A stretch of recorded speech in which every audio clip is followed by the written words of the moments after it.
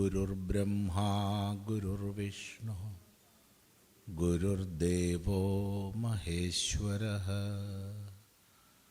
ഗുരുസാക്ഷാത് പരം ബ്രഹ്മ തസ്മൈ ശ്രീ ഗുരവേ നമഃ. ഓം സദാശിവസമാരംഭാം ശങ്കരാചാര്യമധ്യമാം അസ്മദാചാര്യപര്യന്താം വന്ദേ ഗുരുപരമ്പരാം. ഓം ഭദ്രം കർണേഭിഃ ശൃണുയാമ ദേവാഃ ഭദ്രം പശ്യേമാക്ഷഭിർയജത്രാഃ സ്ഥിരൈരംഗൈസ്തുഷ്ടവാംസസ്തനൂഭിർव्यशेम देवहितं यदायुः. स्वस्ति न इन्द्रो वृद्धश्रवाः स्वस्ति न पूषा विश्ववेदाः स्वस्ति नस्तार्क्ष्यो अरिष्टनेमि स्वस्ति नो बृहस्पतिर्दधातु. ഓം ശാന്തി ശാന്തി ശാന്തി.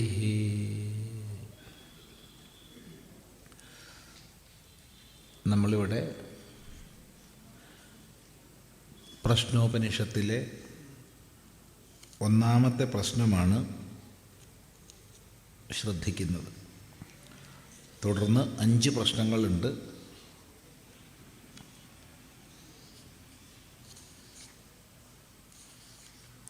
അതിൽ 10 മന്ത്രങ്ങളാണ് ശ്രദ്ധിച്ചത്, അല്ല 14 മന്ത്രങ്ങൾ. ഓം സുകേശാച ഭാരദ്വാജഃ ശൈബ്യശ്ച സത്യകാമഃ സൗര്യായണീ ച ഗാർഗ്യഃ കൗസല്യശ്ചാശ്വലായനോ ഭാർഗവോ വൈദർഭിഃ കബന്ധി കാത്യായനഃ. തേ ഹൈതേ ബ്രഹ്മപരാഃ ബ്രഹ്മനിഷ്ഠാഃ പരം ബ്രഹ്മന്വേഷമാണാഃ. ഏഷഃ വൈ തത്സർവം വക്ഷ്യതീതി തേഹ സമിത്പാണയോ ഭഗവന്തം പിപ്പലാദമുപസന്നാഃ. താൻ ഹസ ഋഷിരുവാച ഭൂയ ഏവ തപസാ ബ്രഹ്മചര്യേണ ശ്രദ്ധയാ സംവത്സരം സംവത്സ്യഥ. യഥാ കാമം പ്രശ്നാൻ പൃച്ഛാത യദി വിജ്ഞാസ്യാമഃ സർവം ഹവോ വക്ഷ്യാമ ഇതി. അഥ കബന്ധി കാത്യായന ഉപേത്യ പപ്രച്ഛ ഭഗവൻ കുതോഹ വാ ഇമാ പ്രജാ പ്രജായന്തെ. തസ്മൈ സഹോവാച പ്രജാകാമോ വൈ പ്രജാപതിഃ സ തപോതപ്യത സ തപസ്തപ്ത്വാ സ മിഥുനമുത്പാദയത്തെ രയിം ച പ്രാണം ചേത്യേതൗ മേ ബഹുധാ പ്രജാ കരിഷ്യത ഇതി. ആദിത്യോ ഹ വൈ പ്രാണോ രയിരേവ ചന്ദ്രമാ രയിർവാ ഏതത് സർവം യന്മൂർത്തം ചാമൂർത്തം ച തസ്മാൻ മൂർത്തിരേവ രൈഃ. അഥാദിത്യ ഉദയൻ യത് പ്രാചീം ദിശം പ്രവിശതി തേന പ്രാച്യാൻ പ്രാണാൻ രശ്മിഷു സന്നിധത്തെ. യദ്ദക്ഷിണാം യത് പ്രതീചീം യദുദീചീം യദധോ യദൂർധ്വം യദന്തരാ ദിശോ യത്സർവം പ്രകാശയതി തേന സർവാൻ പ്രാണാൻ രശ്മിഷു സന്നിധത്തെ. സ ഏഷ വൈശ്വാനരോ വിശ്വരൂപ പ്രാണോഗ്നിരുദയത്തെ തദേതത് ഋചാഭ്യുക്തം. വിശ്വരൂപം ഹരിണം ജാതവേദസം പരായണം ജ്യോതിരേകം തപന്തം. സഹസ്രരശ്മിശതഥാ വർത്തമാന പ്രാണപ്രജാനാമുദയത്യേഷ സൂര്യഃ. സംവത്സരോ വൈ പ്രജാപതി തസ്യായനേ ദക്ഷിണം ചോത്തരം ച തദ്യേഹ വൈ തദിഷ്ടാപൂർത്തേ കൃതമിത്യുപാസത്തെ തേ ചാന്ദ്രമസമേവ ലോകമഭിജയന്തെ ത ഏവ പുനരാവർത്തന്തെ തസ്മാദേത ഋഷയ പ്രജാ കാമാ ദക്ഷിണം പ്രതിപദ്യന്തെ ഏഷഃ വൈരൈര്യ പിതൃയാണഃ അധോത്തരേണ തപസാ ബ്രഹ്മചര്യേണ ശ്രദ്ധയാ വിദ്യയാ ആത്മാനമന്വിഷ്യ ആദിത്യമഭിജയന്തെ ഏതദ്വൈ പ്രാണാനാമായതനം ഏതദമൃതമഭയമേതത്പരായണം ഏതസ്മാന്ന പുനരാവർത്തന്ത ഇത്യേഷ നിരോധഃ തദേശ ശ്ലോകഃ പഞ്ചപാദം പിതരം ദ്വാദശാകൃതിം ദിവ ആഹു പരേ അർദ്ധേ പുരീഷിണം അധേമേ അന്യ ഉപരേ വിചക്ഷണം സപ്തചക്രേ ഷഡര ആഹുരർപ്പിതമിതി മാസോ വൈ പ്രജാപതിഃ തസ്യ കൃഷ്ണപക്ഷ ഏവരൈഃ ശുക്ലപ്രാണഃ തസ്മാദേത ഋഷയഃ ശുക്ല ഇഷ്ടം കുർവന്തി ഇതരസ്മിൻ അഹോരാത്രോ വൈ പ്രജാപതിഃ തസ്യാഹരേവ പ്രാണോ രാത്രിരേവരൈഃ പ്രാണം വാ ഏതേ പ്രസ്കന്ദന്തി യേ ദിവാരത്യാ സംയുജ്യന്തെ ബ്രഹ്മചര്യമേവ തദ് യദ്രാത്രൗ രത്യാ സംയുജ്യന്തെ അന്നം വൈ പ്രജാപതിഃ തതോഹ വൈ തദ്രേതഃ തസ്മാദിമാ പ്രജാ പ്രജായന്ത ഇതി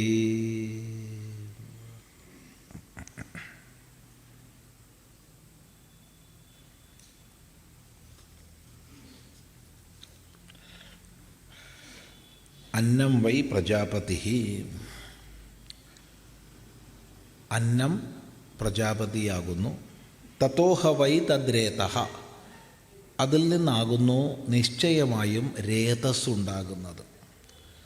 രേതസ് എന്നതിന് പുരുഷ ശുക്ലമെന്നും അർത്ഥം പറയാം, പുരുഷ ബീജമെന്നും അർത്ഥം പറയാം, രണ്ടും ശരിയാണ്. തസ്മാത് അതിൽ നിന്ന് ഇമാഹ പ്രജാ പ്രജായന്തേ ഈ പ്രജകളെല്ലാം ജനിക്കുന്നു. തുടർന്ന് 15ാമത്തെ മന്ത്രം തദ്യേഹ വൈ തത് പ്രജാപതി വ്രതം ചരന്തി തേ മിഥുനമുത്പാദയത്തെ തേ മിഥുനമുത്പാദയന്തെ തേഷാമേ വൈഷ ബ്രഹ്മലോകോ യേഷാം തപോ ബ്രഹ്മചര്യം യേഷു സത്യം പ്രതിഷ്ഠിതം തദ് യേഹ വൈ തത് പ്രജാപതി വ്രതം ചരന്തി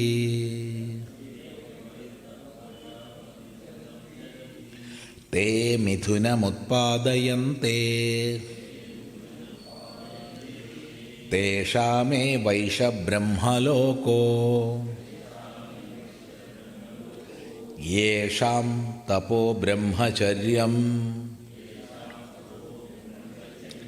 യേഷു സത്യം പ്രതിഷ്ഠിതം. അവിടെ പദച്ഛേദം തത് യേ ഹ വൈ തത് പ്രജാപതിവ്രതം ചരന്തി തേ മിഥുനം ഉത്പാദയന്തെ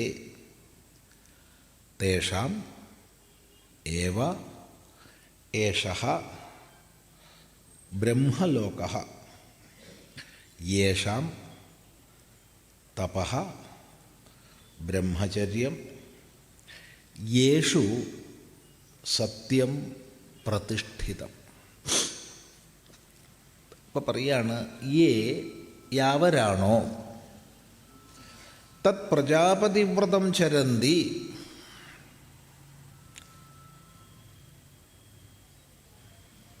പ്രജാപതിവ്രതത്തെ ചരിക്കുന്നത്.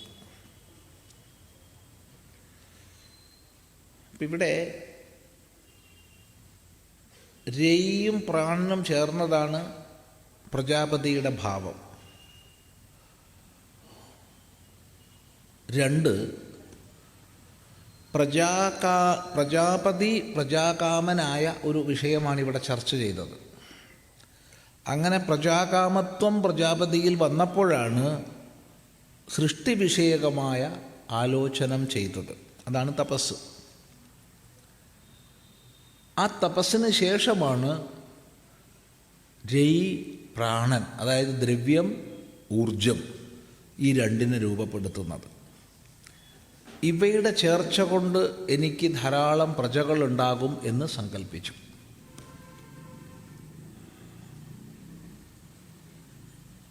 എന്നിട്ട് സംവത്സരം, മാസം, ദിവസം, അന്നം, ഈ 4 എണ്ണത്തെയാണ് ഇവിടെ പ്രജാപതിയായി നിർദ്ദേശിച്ചത്.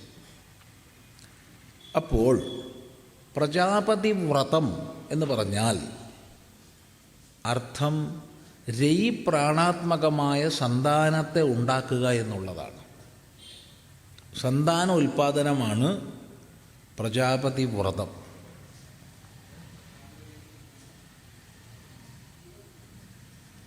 വ്യക്തമാണല്ലോ പറഞ്ഞത്. കാരണം പ്രജാപതി പ്രജാകാമനാവുകയും മിഥുനത്തെ ഉത്പാദിപ്പിക്കുകയും ചെയ്തു എന്നുള്ളതാണ് പ്രകരണം.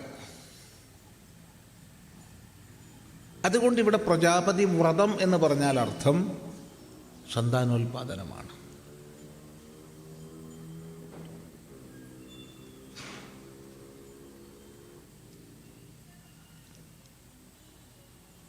ഇവിടെ ഭഗവാൻ ഭാഷ്യകാരൻ പ്രജാപതി വ്രതം ഋതൗ ഭാര്യാഗമനം എന്ന് പ്രത്യേകിച്ച് പറഞ്ഞിരിക്കുകയാണ്. ഋതൗ ഭാര്യാഗമനം, ഋതുവിൽ ഭാര്യയെ പ്രാപിക്കുന്നതാണ് പ്രജാപതി വ്രതം. ഋതുവിൽ എന്ന് പറഞ്ഞാൽ അർത്ഥം അത് ധർമ്മശാസ്ത്രങ്ങളിൽ പറഞ്ഞ വിഷയമാണ്. ഋതുസ്നാനാനന്തരം സാഭിലാഷയായ പത്നിയെ എന്ന്. ഇപ്പം സാഭിലാഷ എന്ന് പറഞ്ഞാൽ അഭിലാഷത്തോടു കൂടിയ പത്നിയെ. സാധാരണഗതിയിൽ 100% പറയാൻ പറ്റില്ല. കാരണം അഭിലാഷം എപ്പോൾ വേണമെങ്കിലും മനുഷ്യന് വരാം. എങ്കിൽ തന്നെയും സാധാരണയായി സാഭിലാഷ എന്ന വാക്ക് വരിക ഓവുലേഷനുമായി ബന്ധപ്പെട്ടിട്ടാണ്, അണ്ടവിസർജനവുമായി ബന്ധപ്പെട്ടിട്ടാണ്. അണ്ടവിസർജനത്തോടനുബന്ധിച്ചിട്ടാണ് സ്ത്രീകൾ അധികം സാഭിലാഷകളായി കാണുന്നത്. അപ്പോൾ ആ വേളയിൽ പത്നിയെ ഗമിക്കുന്നതാണ്, പ്രാപിക്കുന്നതാണ് പ്രജാപതി വ്രതം. അങ്ങനെ പ്രജാപതി വ്രതം ആര് ചരിക്കുന്നുവോ നോക്കണേ, അതുപോലും വ്രതമായിട്ടാണ് കാണുന്നത്. അതാണ് ഭാരതീയ വീക്ഷണം. ഒരു കാമത്തിൻ്റെ ഉപോത്പന്നമായിട്ടല്ല നമ്മളിവിടെ സന്താനത്തെ കണ്ടത്, ധർമ്മത്തിൻ്റെ ഉത്പന്നമായിട്ടാണ്. എന്തൊരു വലിയ വീക്ഷണം എന്ന് ആലോചിച്ച് നോക്കൂ. അപ്പം ആര് പ്രജാപതി വ്രതത്തെ ചരിക്കുന്നുവോ തേ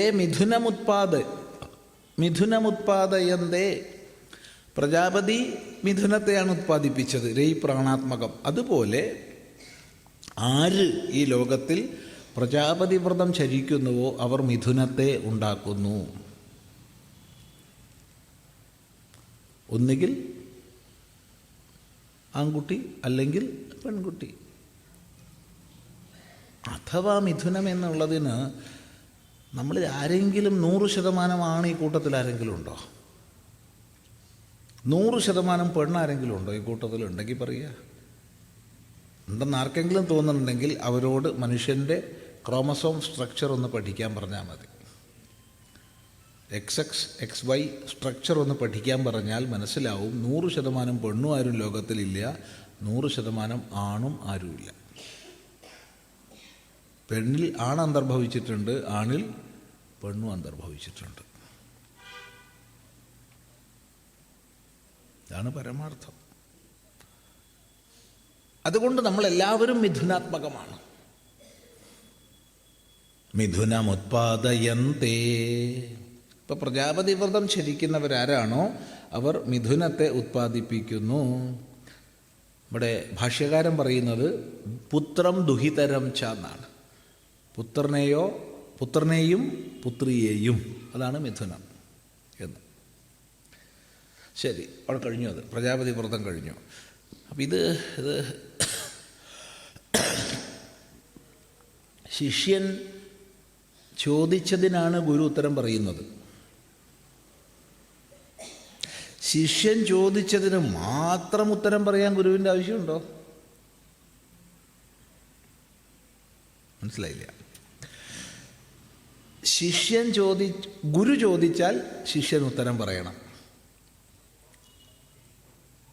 ഉത്തരമേ പറയാവൂ, കടന്നു പറയരുത്. അതാണ് നമ്മുടെ സമ്പ്രദായമാണത്. അപ്പോൾ ഗുരു ശിഷ്യനോട് ചോദിച്ചാൽ ശിഷ്യൻ ഉത്തരം പറയണം, പറഞ്ഞേ മതിയാവും. അറിയില്ലാച്ചാൽ അറിയില്ലാതെ പറയണം, മിണ്ടാണ്ടിരിക്കരുത്. ഗുരു എന്ന് പറയുമ്പോൾ ആരൊക്കെയാ ഗുരു? അമ്മ, അച്ഛൻ, ആചാര്യൻ, ഇവരാണ് ഗുരു. അപ്പോൾ ഗുരു എന്ന ഒറ്റ വാക്കിൽ അമ്മയും അച്ഛനും ആചാര്യനും ഉൾപ്പെടുന്നു. ഗുരു ചോദിച്ചാൽ ഉത്തരം പറയണം, ഉത്തരമേ പറയാവൂ.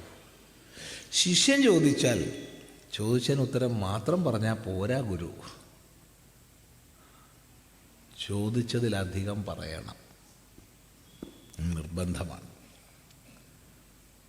താത്പര്യം ശിഷ്യനൊരു തലത്തിൽ ഇരുന്നു കൊണ്ട് ചോദിക്കുമ്പോൾ ആ തലത്തിൽ ഉത്തരം നൽകുകയും അതിനപ്പുറത്തേക്ക് ശിഷ്യൻ എത്താനുള്ള പ്രേരണ കൊടുക്കുകയും ചെയ്യുന്നവനാണ് ഗുരു. അതുകൊണ്ട് കുതോഹവ ഇമാ പ്രജായന്തേ എന്നുള്ള ശിഷ്യൻ്റെ ചോദ്യത്തിന് ഉത്തരം പറഞ്ഞു കഴിഞ്ഞു.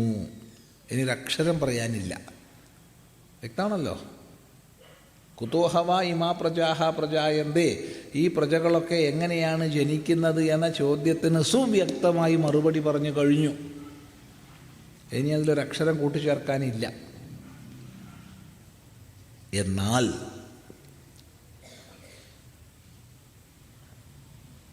നമ്മൾ തുടക്കത്തിൽ പറഞ്ഞിട്ടുണ്ട്, 6 ശിഷ്യന്മാരും അല്ലെങ്കിൽ 6 ജിജ്ഞാസുക്കളും ഒന്നിച്ചു പോയിട്ടാണ് ചോദിക്കുന്നത്.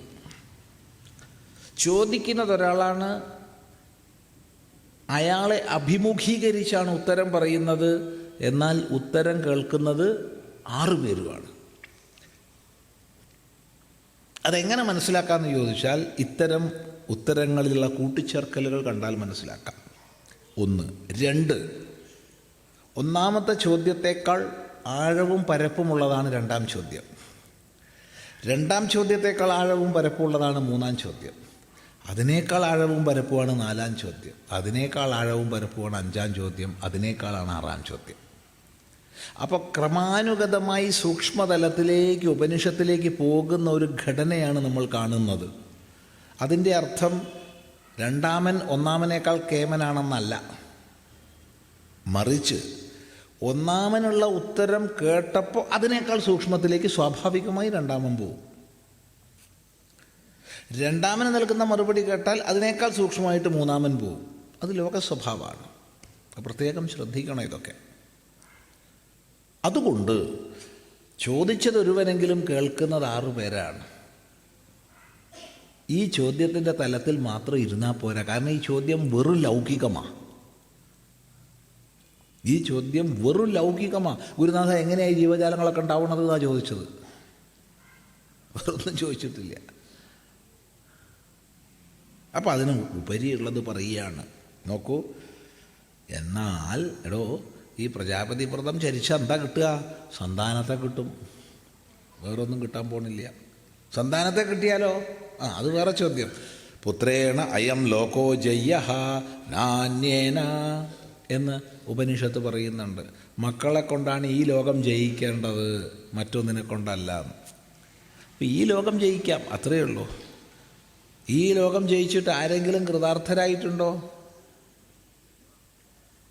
അല്ല, ആരെങ്കിലും ഈ ലോകം ജയിച്ചവർ കൃതാർത്ഥരായത് നമ്മൾ കണ്ടിട്ടുണ്ടോ, കേട്ടിട്ടുണ്ടോ? ഉണ്ടെങ്കിൽ പറയൂ. തൃപ്തിയായി, പരിപൂർണ തൃപ്തിയായി, ജീവിതം കൃതാർത്ഥമായി, എനിക്കൊരു നേടാനൊന്നുമില്ല എന്ന് ഈ ലോകം മാത്രം നേടിയിട്ട് ആരും പറഞ്ഞിട്ടില്ല. ഒന്ന് നേടിയാൽ അതിനപ്പുറത്തുള്ള ആഗ്രഹിക്കും, അതിനപ്പുറത്തുള്ള ആഗ്രഹിക്കും, അതിനപ്പുറത്തുള്ള ആഗ്രഹിക്കും. അപ്പം കൃതാർത്ഥതയിലേക്ക് നയിക്കുന്നതായ ആത്മജ്ഞാനത്തിലേക്ക് ഇത് നമ്മളെ ഉയർത്തുന്നില്ല. അതുകൊണ്ട് ശിഷ്യൻ ചോദിച്ചതിന് മറുപടി പറഞ്ഞെങ്കിലും അതിനപ്പുറത്തുള്ളതിലേക്ക് ഒരു ചൂണ്ടിക്കാണിക്കുകയാണ്. തേഷാമേ വൈഷ ബ്രഹ്മലോക, അവർക്ക് മാത്രമുള്ളതാണ് ബ്രഹ്മലോകം. ജീവൻ മുക്തിയൊന്നും ഇവിടെ പറയുന്നില്ല. പ്രശ്നം അത് നമുക്ക് ചർച്ച ചെയ്യാം. ജീവൻ മുക്തിയിലേക്ക് സൂചന തരുന്നുണ്ട് 6-ാം പ്രശ്നമാകുമ്പോൾ. അതുവരെ പറയുന്നില്ല. മറ്റു ഉപനിഷത്തുക്കൾ അതല്ല, എല്ലാം ജീവൻ മുക്തിയാണ് പറയുന്നത്. അപ്പം ഇവിടെ ബ്രഹ്മലോകത്തെപ്പറ്റി തേഷാമേ വൈഷ ബ്രഹ്മലോക, അവർക്ക് മാത്രമുള്ളതാണ് ബ്രഹ്മലോകം. ആർക്ക്? യേഷാം, ആർക്ക്? ആർക്ക്? തപഃ, തപസ്സുണ്ടോ? ബ്രഹ്മചര്യം, ബ്രഹ്മചര്യമുണ്ടോ? യേഷു, യാവരിൽ സത്യം പ്രതിഷ്ഠിതം, സത്യം പ്രതിഷ്ഠിതമാണോ? അപ്പം ആരിൽ തപസ്സും ബ്രഹ്മചര്യവുമുണ്ടോ? തപസ്സെന്നുള്ളതിന് നമ്മൾ അർത്ഥം മുമ്പ് ചിന്തിച്ചിട്ടുണ്ട്. മനസ്സശ്ചേന്ദ്രിയാണാം ച ഹൈകാഗ്ര്യം പരമം തപഃ. മനസ്സിൻ്റെയും ഇന്ദ്രിയങ്ങളുടെയും ഏകാഗ്രതാ സമ്പാദനമാണ് തപസ്. ആ തപസ്സിനെ തന്നെ നമ്മൾ ശാരീരികം, വാചികം, മാനസികം എന്നൊക്കെ വിഭജിച്ച് ഇവിടെ പഠിച്ചിട്ടുണ്ട്. പറഞ്ഞു തന്നെ വീണ്ടും പറയേണ്ട കാര്യമില്ല. അപ്പം ജീവിതത്തിൽ ആര് തപസ് അനുഷ്ഠിക്കുന്നുണ്ടോ, വാസ്തവത്തിൽ സ്വധർമ്മം പാലിക്കുന്നത് തന്നെ തപസ്സാണ്.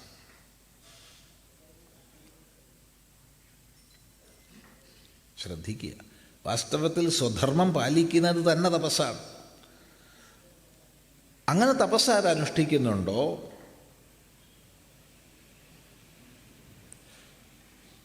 ആര് ബ്രഹ്മചര്യം പാലിക്കുന്നുണ്ടോ,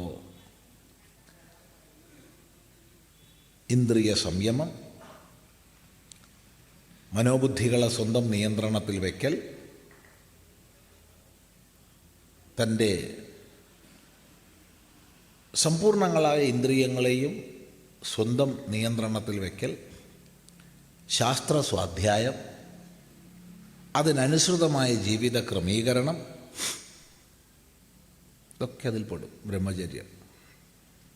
മൈഥുന അസമാചരണം, ഇങ്ങനെ അനേകം പറയാം.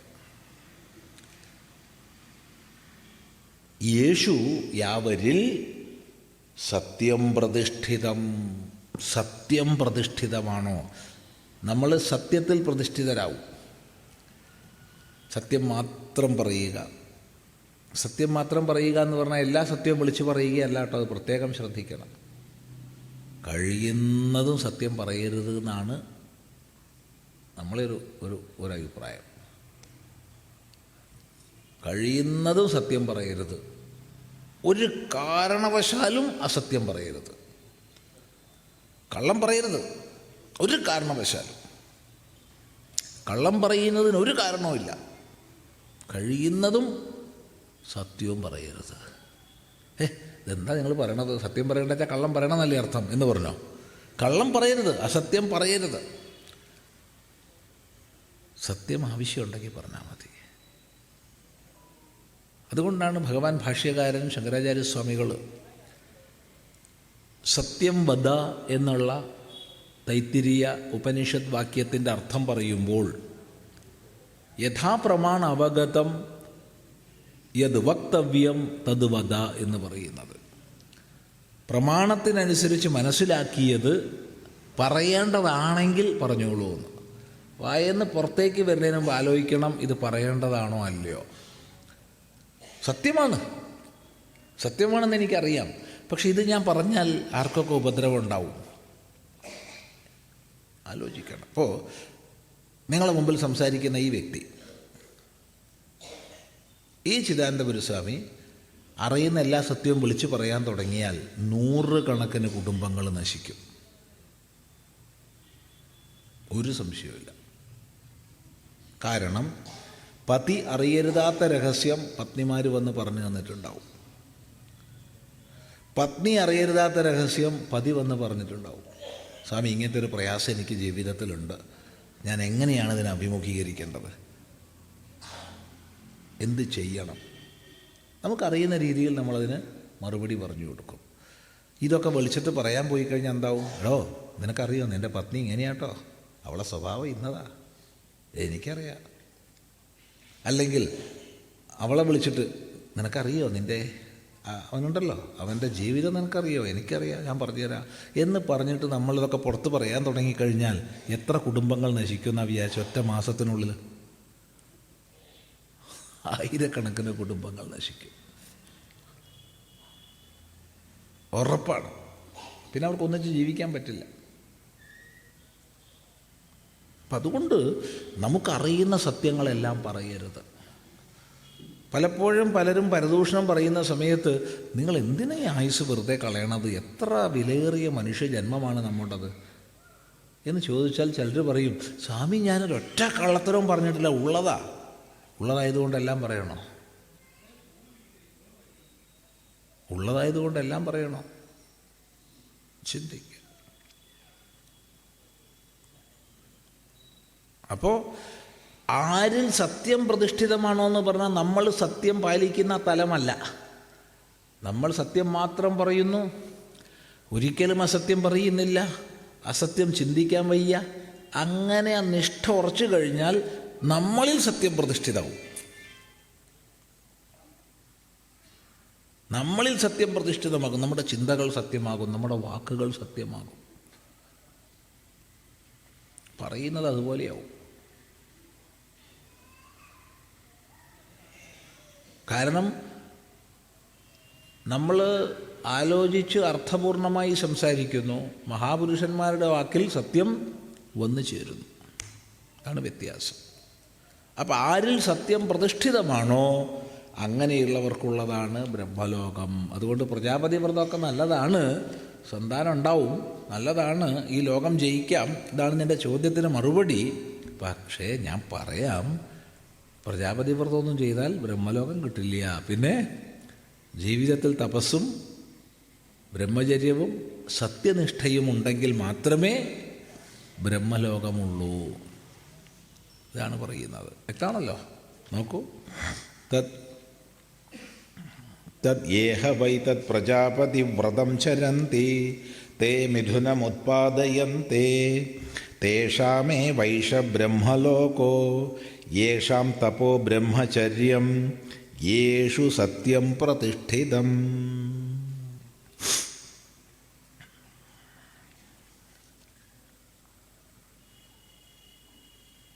ഇത് സാമാന്യ സ്വർഗമാണെന്ന് ആരെങ്കിലും ധരിക്കുകയാണെങ്കിലല്ല, പരമമായ ബ്രഹ്മത്തെക്കുറിച്ച്, പരമമായ ബ്രഹ്മലോകത്തെക്കുറിച്ച് പറയാം. തേഷാമസൗ വിരജോ ബ്രഹ്മലോകോ ന യേഷു ജിംഹമനൃതം ന മായാചേതി. തേഷാമസൗ വിരജോ ബ്രഹ്മലോകോ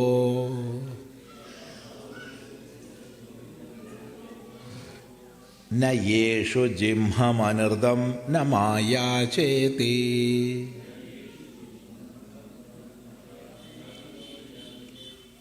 ഇവിടെ നമ്മളെപ്പോഴും ഉച്ചരിക്കുന്നതാണ് ബ്രഹ്മമെന്ന് ഒക്കെ.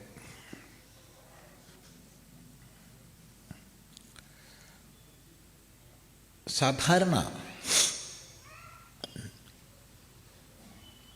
സംസ്കൃത ഭാഷ അക്ഷരബദ്ധമാണ്. വർണ്ണങ്ങളെ കൊണ്ട് അക്ഷരം, അക്ഷരങ്ങളെ കൊണ്ട് പദം, പദങ്ങൾ ഉപയോഗിച്ച് വാക്യങ്ങൾ, വാക്യങ്ങളിലൂടെ നമ്മൾ സംസാരിക്കുന്നു. അതാണ് ഭാഷ.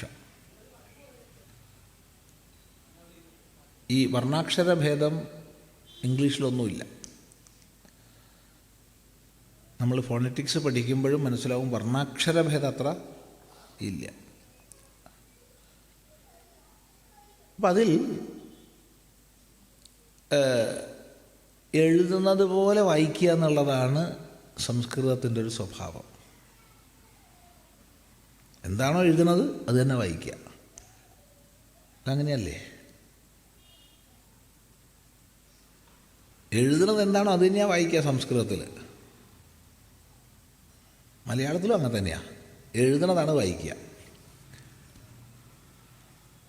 എല്ലാ ഭാഷയും അങ്ങനെയല്ലേ എന്ന് ചോദിക്കും. അല്ല, എല്ലാ ഭാഷയിലും അങ്ങനെയല്ല. ഇംഗ്ലീഷ് അങ്ങനെയാണോ? അല്ല. എക്ക് ചില സ്ഥലത്ത് ആ ഉച്ചാരണം വേണം, ചില സ്ഥലത്ത് എ ഉച്ചാരണം വേണം. സിക്ക് ചില സ്ഥലത്ത് സി, ചില സ്ഥലത്ത് ച, ചില സ്ഥലത്ത് ക, പല ഉച്ചാരണങ്ങളുണ്ട്. അത് തുടർന്ന് വരുന്നതിനനുസരിച്ചും പ്രയോഗം അനുസരിച്ചൊക്കെ മാറും. ഇപ്പോൾ ഫെനോട്ടിക്സിലേക്ക് നമ്മൾ പോകുന്നില്ല, അവിടെ നിൽക്കട്ടെ. എന്നാൽ സംസ്കൃതമല്ല, സംസ്കൃതം എഴുതുന്നത് പോലെ തന്നെയാണ് ഉച്ചരിക്കുക. തമിഴിലാണെങ്കിൽ ക, ഖ, ഗ, ഘയ്ക്ക് ഒരക്ഷരമേ ഉള്ളൂ. പിന്നെ ഉച്ചാരണം ശരിയാവും, അത് പ്രയോഗം കൊണ്ട് ശീലിക്കുന്നതാണ്. ച, ഛ, ജ, ഝയ്ക്ക് ഒരൊറ്റ അക്ഷരമേ ഉള്ളൂ. അങ്ങനെ വർഗങ്ങളിൽ അനുനാസികം ഒഴിച്ചതിനൊക്കെ ഒന്നേ ഉള്ളൂ, 4-ന് 1 വീതേ ഉള്ളൂ തമിഴിൽ. അതൊക്കെ വിഷമമാണ്. എന്നാൽ സംസ്കൃതം, മലയാളം തുടങ്ങിയവ അതല്ല, എഴുതുന്ന പോലെ തന്നെയാണ് വായിക്കുക. എന്നാൽ അവിടെ വ്യത്യാസം വരുന്ന ഒരു സന്ദർഭമുണ്ട്. ആ വ്യത്യാസം വരുന്ന ഒരു സന്ദർഭം സർവസമ്മതമല്ല. വിദ്വാൻമാർക്ക് അഭിപ്രായ വ്യത്യാസമുള്ളതാണ്.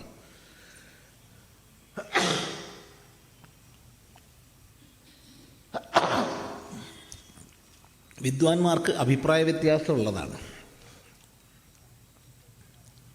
അത് ഹകാരത്തിന് ശേഷം ഞ, മ, ങ, ണ, ന, ഞ, മ, ങ, ണ, ന, അതായത് പഞ്ചമാക്ഷരങ്ങൾ, വർഗപഞ്ചമാക്ഷരങ്ങൾ. അവയ്ക്ക് അനുനാസികങ്ങൾ എന്നും പറയാം. വർഗപഞ്ചമാക്ഷരങ്ങൾ അനുനാസികങ്ങളാണ്. പിന്നെ അന്തസ്ഥങ്ങൾ. അന്തസ്ഥങ്ങൾ എന്ന് പറഞ്ഞാൽ യ, ര, ല, വ. ഈ 9 വർണ്ണങ്ങൾ ഹകാരത്തിൻ്റെ പിന്നിൽ വന്നാൽ ആ ഹകാരത്തെ ഉരസിൽ നിന്ന് ഉച്ചരിക്കണം എന്നൊരു നിയമമുണ്ട്. ഇത് പാണിനി മഹർഷി പറഞ്ഞിട്ടില്ല. ഇത് പാണ്യത്തിലുള്ള നിയമമല്ല, പരമ്പരാഗതമായി പറഞ്ഞു പോരുന്നതാണ്. ഇത് നമ്മൾ അനുവർത്തിക്കാറുണ്ട്. ആചാര്യന്മാർ പറഞ്ഞ് മനസ്സിലാക്കിയിട്ടുള്ളത് ഹകാരം പഞ്ചമൈർയുക്തം അന്തസ്ഥൈശ്ച സമന്വിതം ഔരസ്യം തദ് വിജാനീയാത് എന്നാണ്. അപ്പോൾ ഹകാരം പഞ്ചമൈർയുക്തം, പഞ്ചമഹി എന്ന് പറഞ്ഞാൽ ഞാ, മാ, ങ, ണ, ന എന്നിവയോട് കൂടിയ ഹകാരം അന്തസ്ഥൈശ്ച സംയുതം യാ, രാ, ലാവ ഉണ്ടെങ്കിൽ ഔരസ്യം തദ് വിജാനീയാത്, ഉരസിൽ നിന്ന് ഉച്ചരിക്കുന്നതാവണം. അങ്ങനെയാണ് നമ്മൾ ബ്രഹ്മ, ബ്രാഹ്മ എന്ന് എഴുതും. പറയുമ്പോഴോ ബ്രഹ്മ എന്ന് പറഞ്ഞാൽ ഔരസ്യാവില്ല. ഇപ്പം ബ്രഹ്മ, ബ്രഹ്മ എഴുതുക ഹീമ, ഉച്ചരിക്കുക മഹ.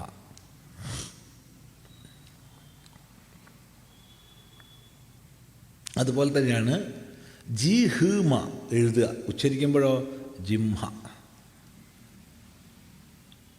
ഇത് നിർബന്ധമില്ല കേട്ടോ. ആരെങ്കിലും തിരിച്ചു പറഞ്ഞാൽ തെറ്റാന്ന് പറഞ്ഞേക്കരുത്.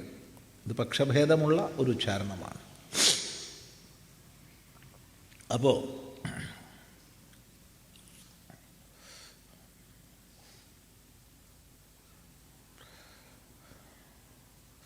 തേഷാമസൗ വിരജോ ബ്രഹ്മലോകഃ, അവർക്കുള്ളതാണ് ഒരു മാലിന്യവുമില്ലാത്ത ശുദ്ധമായ ബ്രഹ്മലോകം.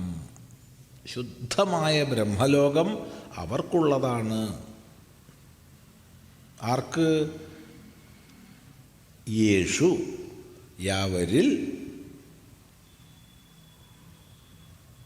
ന ജിംഹം,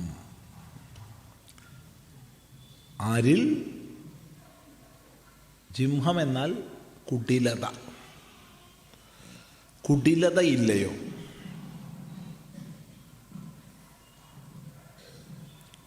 കുടില സ്വഭാവം, അനൃതം, അസത്യം, ആരിൽ അസത്യമില്ലയോ? ന മായ, മായയില്ലയോ? അവർക്കുള്ളതാണ് പരിശുദ്ധമായ ബ്രഹ്മലോകം. അപ്പോൾ ജിംഹം എന്നാൽ കുടിലത. കുടിലത ഒരു വളഞ്ഞ സ്വഭാവം ഉണ്ടല്ലോ, ചിലത് അങ്ങനെയാണ്. എന്തെങ്കിലും ഒന്ന് മനസ്സിൽ കുടിലമായിട്ട് വെച്ചിട്ടാണ് പെരുമാറുക. വാക്കുകൾക്ക് തന്നെ ഒരു കൗടില്യം ഉണ്ടാവും. ഒരു ഉടക്ക് എവിടെയും വയ്ക്കും. പിന്നെ മായ എന്ന് പറഞ്ഞാൽ പുറമെ ഒരു പ്രകാരം കാണിക്കുക, ഉള്ളുകൊണ്ട് വേറൊന്ന്. ഇത് രണ്ടും അടുത്തടുത്തതാണ്. ഈ ജിംഹവും മായൊക്കെ അടുത്തടുത്താണ്.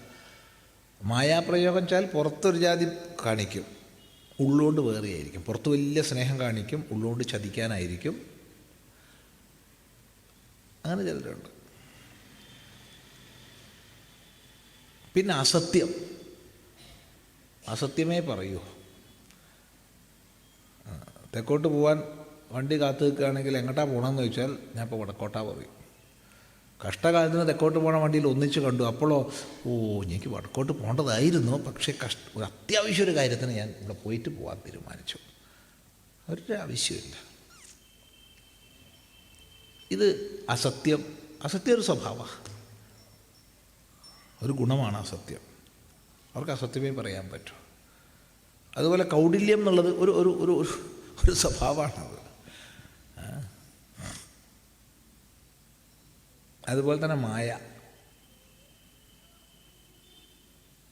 എന്തെല്ലാമോ ആയിട്ട് പുറമെ നടിക്കും, പുറമെ കാണിക്കും, പക്ഷെ ഉള്ളുകൊണ്ട് വേറെയായിരിക്കും. ഇതൊക്കെ ലോകത്ത് നോക്കിക്കഴിഞ്ഞാൽ നമുക്ക് ധാരാളം ഇത്തരം ജാടകൾ കാണാം. എന്നാൽ ഇതുള്ളവർക്കാർക്കും ശുദ്ധമായ ബ്രഹ്മലോകം പ്രാപിക്കാൻ കഴിയില്ല. പിന്നെ ആർക്കുള്ളതാണ്? ആരിൽ സത്യം പ്രതിഷ്ഠിതമാണോ, ആര് ജീവിതത്തിൽ തപസ്സും ബ്രഹ്മചര്യവും അനുഷ്ഠിക്കുന്നുണ്ടോ അവർക്ക് മാത്രമുള്ളതാണ് ബ്രഹ്മലോകം എന്നും പറഞ്ഞ് ഇതി, ഇപ്രകാരം എന്ന് പറഞ്ഞ് അങ്ങോട്ട് നിർത്തി. അപ്പോൾ ഇതി പറഞ്ഞ് നിർത്തിയപ്പോൾ ഇനിയിപ്പോൾ അടുത്ത ആൾ വന്ന് ചോദിക്കും. അതാണ് രണ്ടാമത്തെ പ്രശ്നം ആരംഭിക്കുന്നത്.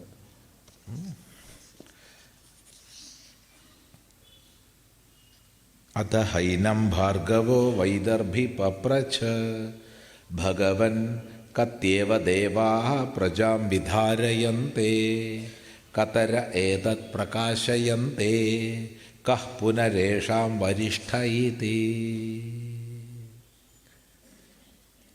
അഥ ഹൈനം ഭാർഗവോ വൈദർഭി പപ്രച്ഛ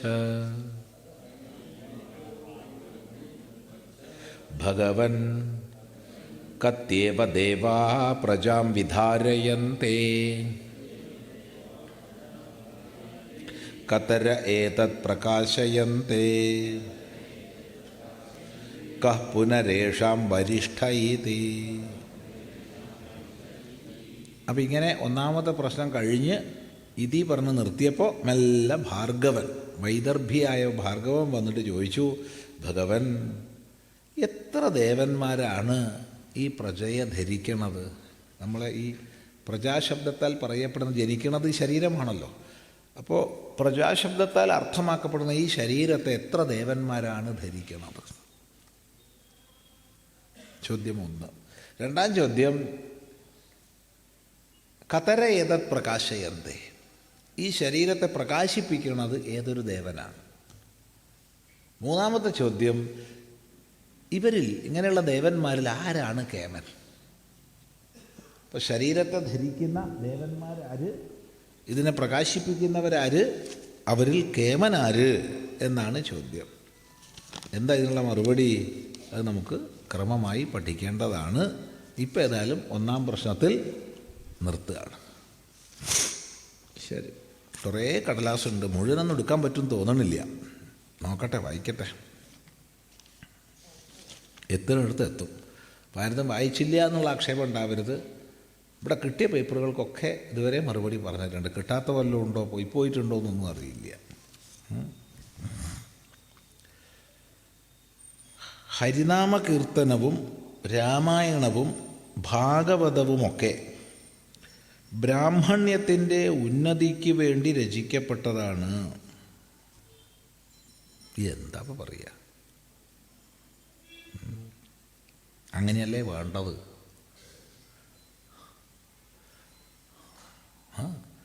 ബ്രഹ്മം എന്നാൽ വേദം, വേദം പഠിച്ചവനാണ് ബ്രാഹ്മണൻ, അവൻ്റെ ഭാവമാണ് ബ്രാഹ്മണ്യം. അതിലേക്ക് ഉയരല്ലേ വേണ്ടത്? അങ്ങനെ നമ്മളെ ബ്രാഹ്മണ്യത്തിലേക്ക് ഉയർത്താനല്ലേ നമ്മുടെ ഗുരുനാഥന്മാരൊക്കെ പരിശ്രമിച്ചത്? അത് ശങ്കരാചാര്യസ്വാമികളായാലും ശ്രീനാരായണ ഗുരുദേവനായാലും ചട്ടമ്പി സ്വാമികളായാലും നമ്മളത് അറിയുന്ന എല്ലാ ഗുരുക്കന്മാരും നമ്മെ വേദജ്ഞന്മാരാക്കാനല്ലേ പരിശ്രമിച്ചത്? അല്ലാന്ന് ആർക്കെങ്കിലും അഭിപ്രായമുണ്ടോ? ഉണ്ടെങ്കിൽ പറയാം. അതിനാൽ അവയൊന്നും വീട്ടിൽ പാരായണം ചെയ്യരുത്. പിന്നെ എവിടെയാണ് പാരായണം ചെയ്യേണ്ടത്? പാർട്ടി ഓഫീസിലോ? എന്ന് കേരളത്തിലെ പ്രഗത്ഭമായൊരു സർവകലാശാലയിൽ ജോലി ചെയ്യുന്ന PhD ഒക്കെയുള്ള ഒരു അധ്യാപകൻ നിരന്തരമായി പ്രസംഗിക്കുന്നത് കേട്ടിട്ടുണ്ട്. അയാളെ പണിയെടുക്കട്ടെ എന്നേ, അതിനെന്താ കുഴപ്പം? വ്യത്യസ്തങ്ങളായ ആശയങ്ങൾ ഈ ലോകത്തിലുണ്ടാവണം. ഞാൻ പറയുന്നതേ എല്ലാവരും പറയാവൂ എന്ന് വിചാരിക്കരുത്. വ്യത്യസ്തങ്ങളായ പക്ഷങ്ങൾ ഉണ്ടാവട്ടെ. ഏതാണ് യുക്തിയുടെയും ബഹുജന സ്വീകാര്യതയുടെയും മുമ്പിൽ നിലനിൽക്കുക എന്ന് നോക്കാം. അതല്ലേ ശരി? അല്ലേ?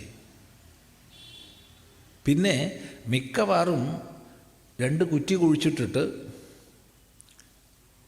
ഇത് ഗോൾ പോസ്റ്റ് ആണെന്നും പറഞ്ഞ് പന്ത് തട്ടി അതിലേക്ക് ഇടുന്ന പരിപാടിയാണ്. ആരാ ഗോൾ പോസ്റ്റ് ഉണ്ടാക്കിയത്? ഞാൻ. ആരാ ഗോൾ അടിച്ചത്? ഞാൻ. ഗോളി ഉണ്ടോ? ഇല്ല.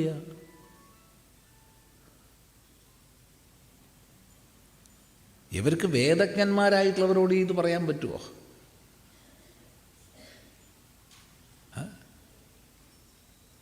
ഒരിക്കലും പറ്റില്ല. ഇത് ഏകപക്ഷീയമായി പറഞ്ഞു പോകുകയല്ലാതെ വിദ്വത് സഭയിൽ ഇത് പറയാൻ പറ്റുമോ?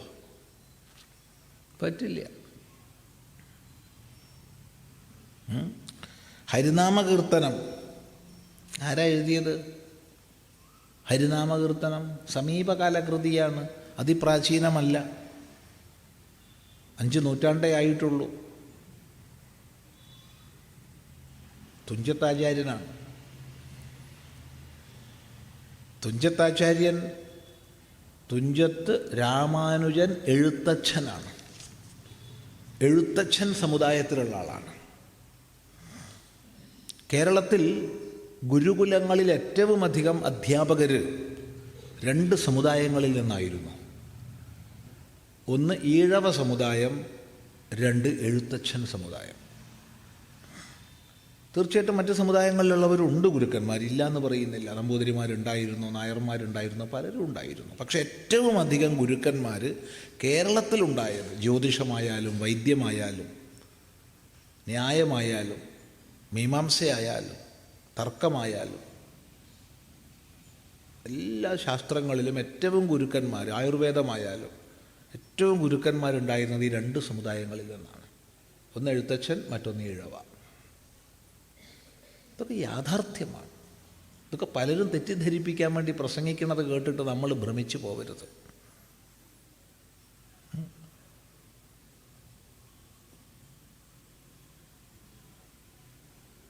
അപ്പോൾ എഴുത്തച്ഛനാണ് എഴുതിയത്. രണ്ടാമതായിട്ട് പറഞ്ഞത്, പിന്നെ ചങ്ങാതി പറഞ്ഞതെന്താ? രാമായണം. രാമായണം ആരാ എഴുതിയേ? വാൽമീകി മഹർഷിയാണ് എഴുതിയത്. വാൽമീകി ഒരു വനവാസിയായിരുന്നു. വനവാസിയായി കഴിഞ്ഞ വാൽമീകി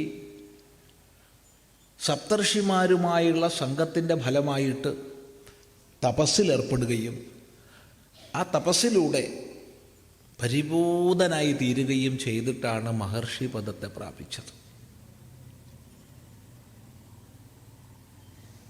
ഇതൊക്കെ ബ്രാഹ്മണ ഫാഷിസ്റ്റുകൾ ഉണ്ടാക്കുന്ന കഥയാണ്. എന്നാ പിന്നെ വാൽമീകി ഉണ്ടായിട്ടില്ല എന്ന് പറഞ്ഞോ, എന്നാ പ്രശ്നമല്ല. രാമായണമൊക്കെ ആകാശത്ത് പൊട്ടി വീണതാണെന്ന് പറഞ്ഞോളൂ. ഇരിക്കട്ടെ. മൂന്നാമത്തത് ഇതിൽ പറഞ്ഞ ഭാഗവതമാണ്. ഭാഗവതം എഴുതിയതാരാ? വ്യാസനാണെന്നാണ് നമ്മൾ വിശ്വസിക്കുന്നത്. വ്യാസനാരാ?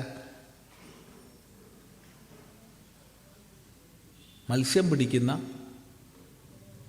വിഭാഗത്തിൽപ്പെട്ട സ്ത്രീയുടെ സന്താനമാണ്. താവഴി നോക്കുകയാണെങ്കിൽ, തന്തൈ വഴി നോക്കുകയാണെങ്കിൽ പരാശര മഹർഷിയാണ്. പരാശരൻ്റെയും താവഴി നോക്കുകയാണെങ്കിൽ ഇതുപോലെ തന്നെയാണ്, അദൃശ്യന്തിയാണ്.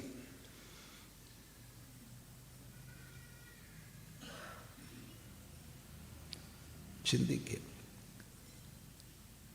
താവഴി നോക്കിയാൽ തന്തൈ വഴി വേറെ. ഇനി ഭാഗവതം പറഞ്ഞതാരാ? സൂതൻ. സൂതൻ ഈ കുതിരമേയ്ക്കുന്ന വിഭാഗത്തിൽപ്പെട്ട തൊഴിലാളിയാണ്. ഒന്ന് ചിന്തിക്കുക. എന്തിനായി വേണ്ട അതിനൊക്കെ പറഞ്ഞിട്ട് ഹിന്ദു സമൂഹത്തിൽ വിഭ്രമുണ്ടാക്കാൻ നോക്കണത്? ഇങ്ങനെ പറഞ്ഞാൽ ഒരു വിദ്വാൻമാരുടെ മുമ്പിൽ പറയൂ, എന്നാ പ്രശ്നമല്ല.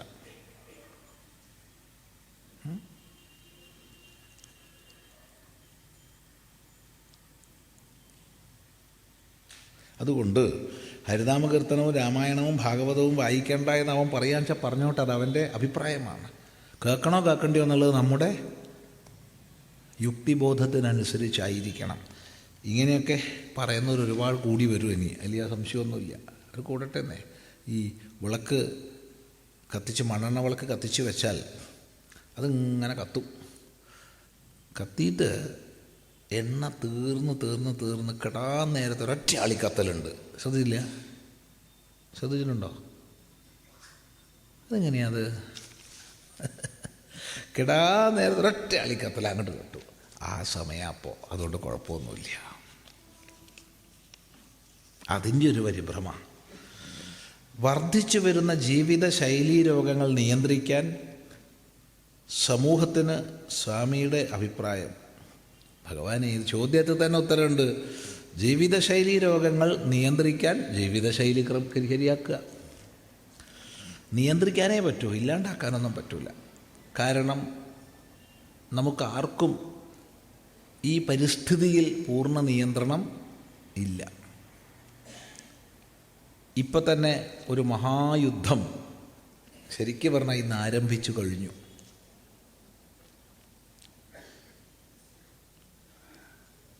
ഇറാനും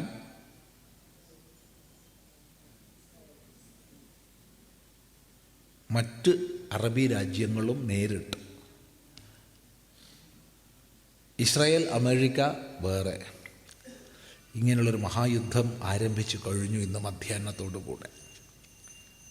ഇനി എന്തൊക്കെയാവും എന്ന് നമുക്കറിയില്ല. ഇതിൻ്റെ അതിമാരകങ്ങളായ തരംഗങ്ങളും മറ്റും ലോകത്തെ മുഴുവൻ ബാധിക്കും. വർഷങ്ങളായി ഉക്രൈൻ റഷ്യ യുദ്ധം ആരംഭിച്ചിട്ട്. ഇതിൻ്റെയൊക്കെ സ്പന്ദനങ്ങൾ ലോകം മുഴുവനുണ്ട്. ഇതൊന്നും ഒറ്റപ്പെട്ട സംഭവങ്ങളല്ല. ഇനി അങ്ങോട്ടൊന്നും പോണ്ട. നമ്മുടെ നാട്ടിൽ ശുദ്ധവായു, ശുദ്ധവെള്ളം, ശുദ്ധഭക്ഷണം എന്നിവ എത്ര കണ്ടുണ്ട്? വലിയ പ്രശ്നമാണ്.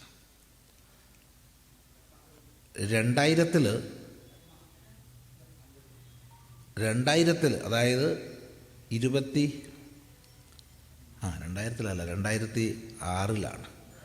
2006 നമുക്ക് വല്ലാതെ ശ്വാസം മുട്ടലൊക്കെ വന്നു, വളരെ കൂടുതലായി. അങ്ങനെ ഡോക്ടറെ കാണിച്ചു. പ്രഗത്ഭനാണ്, നല്ല മനുഷ്യരുമാണ്, നല്ല ഡോക്ടറുമാണ്. കോഴിക്കോട് മെഡിക്കൽ കോളേജിൽ പ്രൊഫസറായിരുന്നു. അദ്ദേഹം എല്ലാം പരിശോധിച്ചിട്ട് പറഞ്ഞു, സ്വാമിജിയോട് ചോദിക്കാൻ പാടില്ലാത്തൊരു ചോദ്യമാണ്, പക്ഷെ ചോദിക്കാതിരിക്കാൻ എനിക്ക് ഡോക്ടർ എന്നുള്ള രൂപത്തിൽ പറ്റില്ല. ഞാൻ പറഞ്ഞു, ഡോക്ടർ എന്തിനേയും വളച്ചു കെട്ടൽ, എന്താണെന്ന് ചോദിച്ചോളൂ. സ്വാമിയുടെ രോഗലക്ഷണം കണ്ടാൽ പുക വലിക്കാറുണ്ടോ എന്ന് ചോദിക്കണം. ഞാൻ പറഞ്ഞു, പുക വലിക്കാറുണ്ട്. ഓ, ഇദ്ദേഹം ഞെട്ടി. കാരണം ഞാൻ ക്ലാസ്സിനൊക്കെ വരുന്ന ആളാണ്. അദ്ദേഹം സ്വപ്നേപി ചിന്തിക്കാൻ വയ്യ ചിദാനന്ദപുര സ്വാമി പുക വലിക്കുന്നുള്ളത്. ഞാൻ പറഞ്ഞു, രാവിലെ ആശ്രമത്തിൽ നിന്ന് പുറത്തേക്ക് പോകുമ്പോൾ ആ വണ്ടിയുടെ മുമ്പിൽ കെട്ടുന്ന കൊടി കാവി കൊടിയായിരിക്കും. വൈകുന്നേരം തിരിച്ചെത്തുമ്പോഴത്തേക്ക് അത് കറുപ്പ് കളറായിരിക്കും. ശ്വസിക്കാത്ത ആ കൊടി ഇത്രയ്ക്കധികം പുകയെ സ്വീകരിക്കുന്നുണ്ട്. അപ്പോൾ ശ്വസിക്കുന്ന ഞാൻ എത്ര വലിക്കുന്നുണ്ടാവും? ഡോക്ടർ പറഞ്ഞു, ഇനി വിഡ്ഢിത്തരം ഞാൻ ആരോടും ചോദിക്കില്ല സ്വാമി, പുക വലിക്കുക.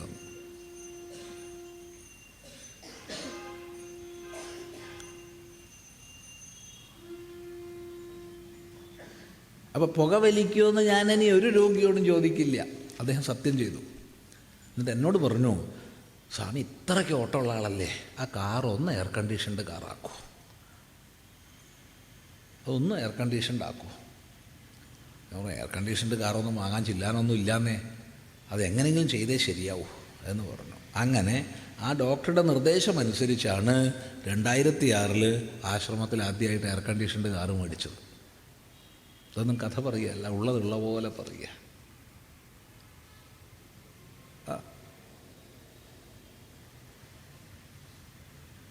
അപ്പോൾ നമുക്ക് വായുവിലെ വിഷം ഇത് നമുക്ക് നിയന്ത്രിക്കാൻ വയ്യ, ഒരു വ്യക്തി വിചാരിച്ചാൽ വയ്യ. പക്ഷെ നമ്മുടെ പങ്ക് മാലിന്യം തള്ളാതിരുന്നാൽ മതി.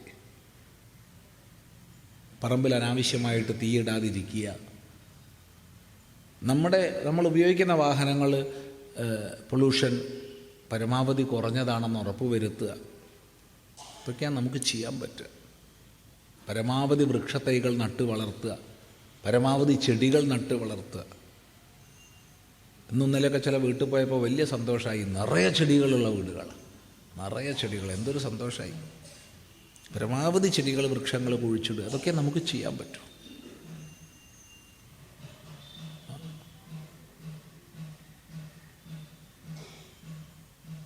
അതുപോലെ ജലരാശികളൊക്കെ വൃത്തിയാക്കുക. അത് സർക്കാർ ചെയ്യട്ടെ എന്ന് പറഞ്ഞിരിക്കാതെ നമുക്ക് ഒത്തൊരുമിച്ച് ചെയ്യാവുന്നത് ചെയ്യാം. ഒരു തോടിൽ നമ്മൾ കാണുന്ന ഭാഗത്തെങ്കിലും ഒന്ന് വൃത്തിയാക്കുക.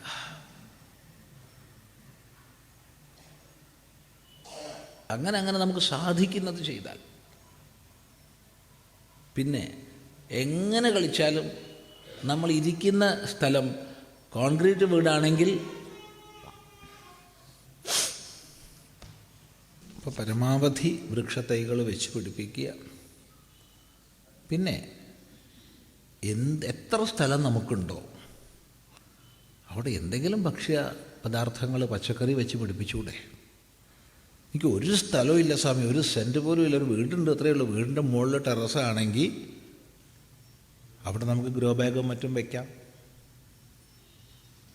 എന്തെങ്കിലും പച്ചക്കറികൾ ഉണ്ടാക്കാം. ബാക്കി മതിയല്ലോ വിഷം വാങ്ങാം. ഇനി ഒരു പ്രദേശത്ത് ഒഴിഞ്ഞു കിടക്കുന്ന സ്ഥലങ്ങളുണ്ടെങ്കിൽ കുറച്ച് പേര് ചേർന്ന് ഒരു സൊസൈറ്റി ഉണ്ടാക്കിയിട്ട് പാട്ടത്തിനെടുത്തും മറ്റും കൃഷി ചെയ്യാൻ പറ്റും. എന്തെല്ലാം ചെയ്യാൻ പറ്റും. അമിതമായ ലാഭം പ്രതീക്ഷിക്കരുത്. ഏറ്റവും വലിയ ലാഭം നമ്മുടെ ആരോഗ്യമാണ്. നമ്മൾ ഈ ഇരിക്കുന്നവർ മാത്രം വിചാരിച്ചാൽ മതി, ഇവിടെ കൃഷി ഉപയോഗിക്കാതെ കിടക്കുന്ന ഭൂമി പാട്ടത്തിനെടുത്ത് സുഖമായിട്ട് പച്ചക്കറി ഉണ്ടാക്കാം. താല്പര്യമുള്ള ഒറ്റ ആളുണ്ടായാൽ മതി, പ്രവർത്തിക്കാൻ ഒരു 10-50 പേരും സുഖമായി സാധിക്കും. പക്ഷെ താല്പര്യമുള്ളവർ വേണം. അത് വലിയൊരു പ്രദേശത്തേക്ക് പച്ചക്കറി വിപണനം ചെയ്യാൻ പറ്റും. പുതിയ പുതിയ ടെക്നിക്കുകൾ വന്നുകൊണ്ടിരിക്കുന്നുണ്ട്.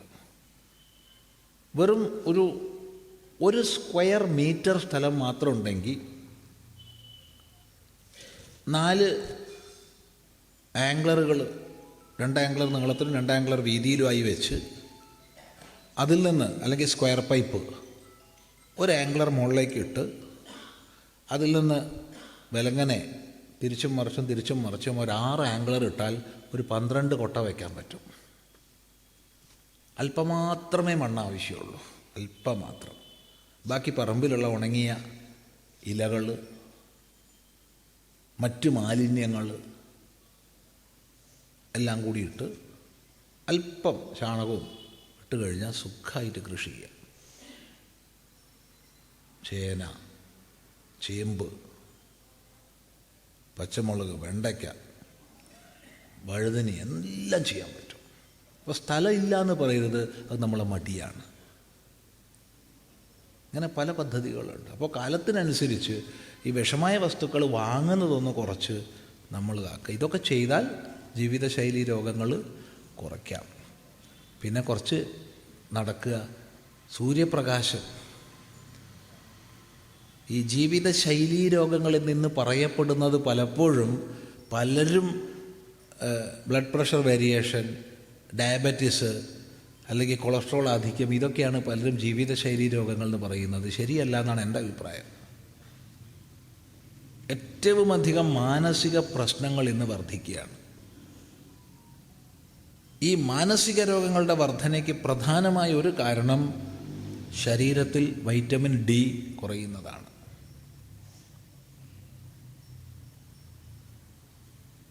നല്ല വെയിൽ കൊണ്ടാൽ തീരാവുന്ന പ്രശ്നമേ ഉള്ളൂ. അപ്പോൾ ജീവിതശൈലി രോഗങ്ങൾ എന്താണെന്നുള്ളത് ആദ്യം നിശ്ചയിക്കണം. 2, സംഘർഷപൂരിതമായ ജീവിതശൈലിയിൽ ശാന്തി കണ്ടെത്താൻ ശീലിക്കുക. ദിവസവും കുറച്ച് നാമം ജപിക്കുക. ദിവസവും ഒരിക്കലെങ്കിലും ക്ഷേത്രത്തിൽ വന്നൊന്ന് ഉപാസിച്ച് ഒരു 2-3 പ്രദക്ഷിണം ഈ നാലമ്പലത്തിന് ചുറ്റും ചെയ്യുമ്പോഴത്തേക്ക് ഒരാൾക്ക് ആരോഗ്യം ഉണ്ടാവും.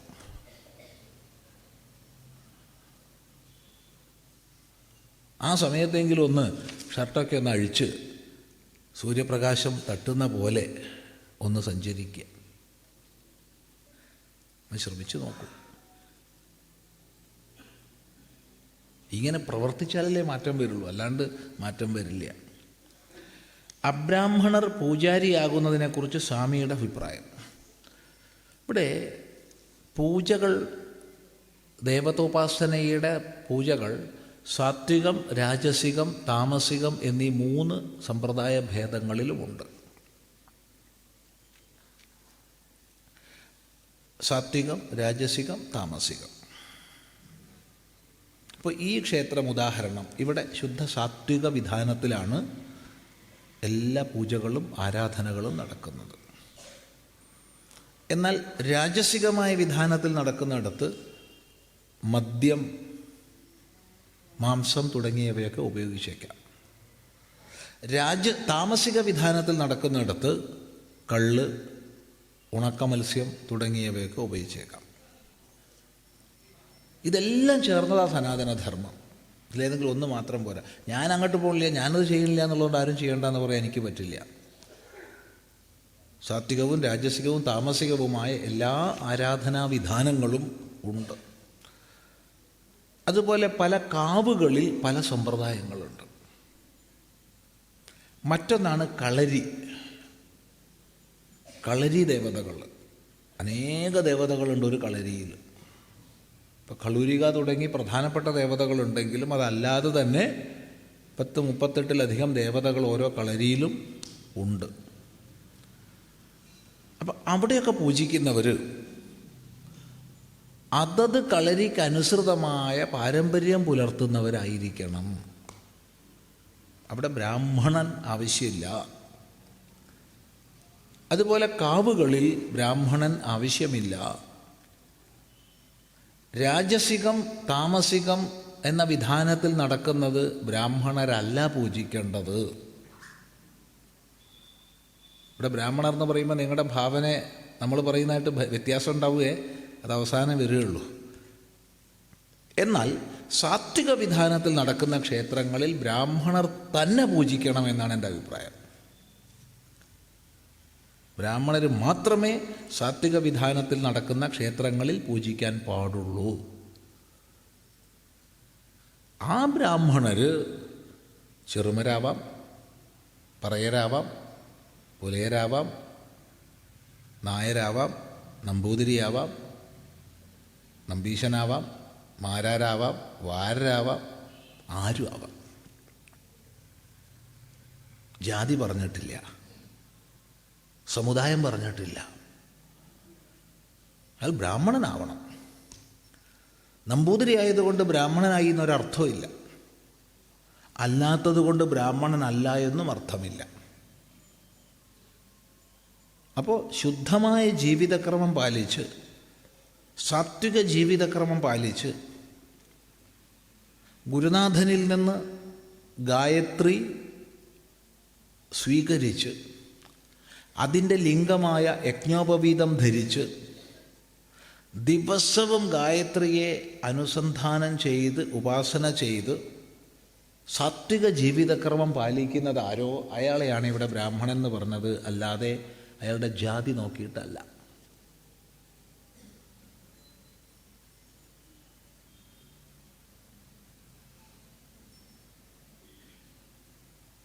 അപ്പോൾ ഇത്തരം സാത്വിക ക്ഷേത്രങ്ങളിൽ ബ്രാഹ്മണർ വേണം പൂജിക്കേണ്ടത്. രാജസികവും താമസികവുമായെടുത്ത് ബ്രാഹ്മണൻ്റെ ആവശ്യമില്ല. അതും ഈ പറഞ്ഞ പോലെ നമ്പൂരിയായാലും കൊള്ളാം, നായരായാലും കൊള്ളാം, ഇഴവരായാലും കൊള്ളാം, ആരായാലും കൊള്ളാം. അവിടെ ഗായത്രി ഉപാസന, യജ്ഞോപവീത ധാരണം ഇതൊന്നും ആവശ്യമില്ല. അവിടെ അവരുടെ കുലദേവതയുടെ മന്ത്രങ്ങളും വിധാനങ്ങളും അതിനനുസരിച്ച് ശ്രദ്ധാപൂർവമായ കർമ്മവും മതി. ഇതാണ് നമ്മുടെ അഭിപ്രായം. ഇതിൽ അഭിപ്രായ വ്യത്യാസം ഒരുപാടുള്ള വിഷയമാണ്.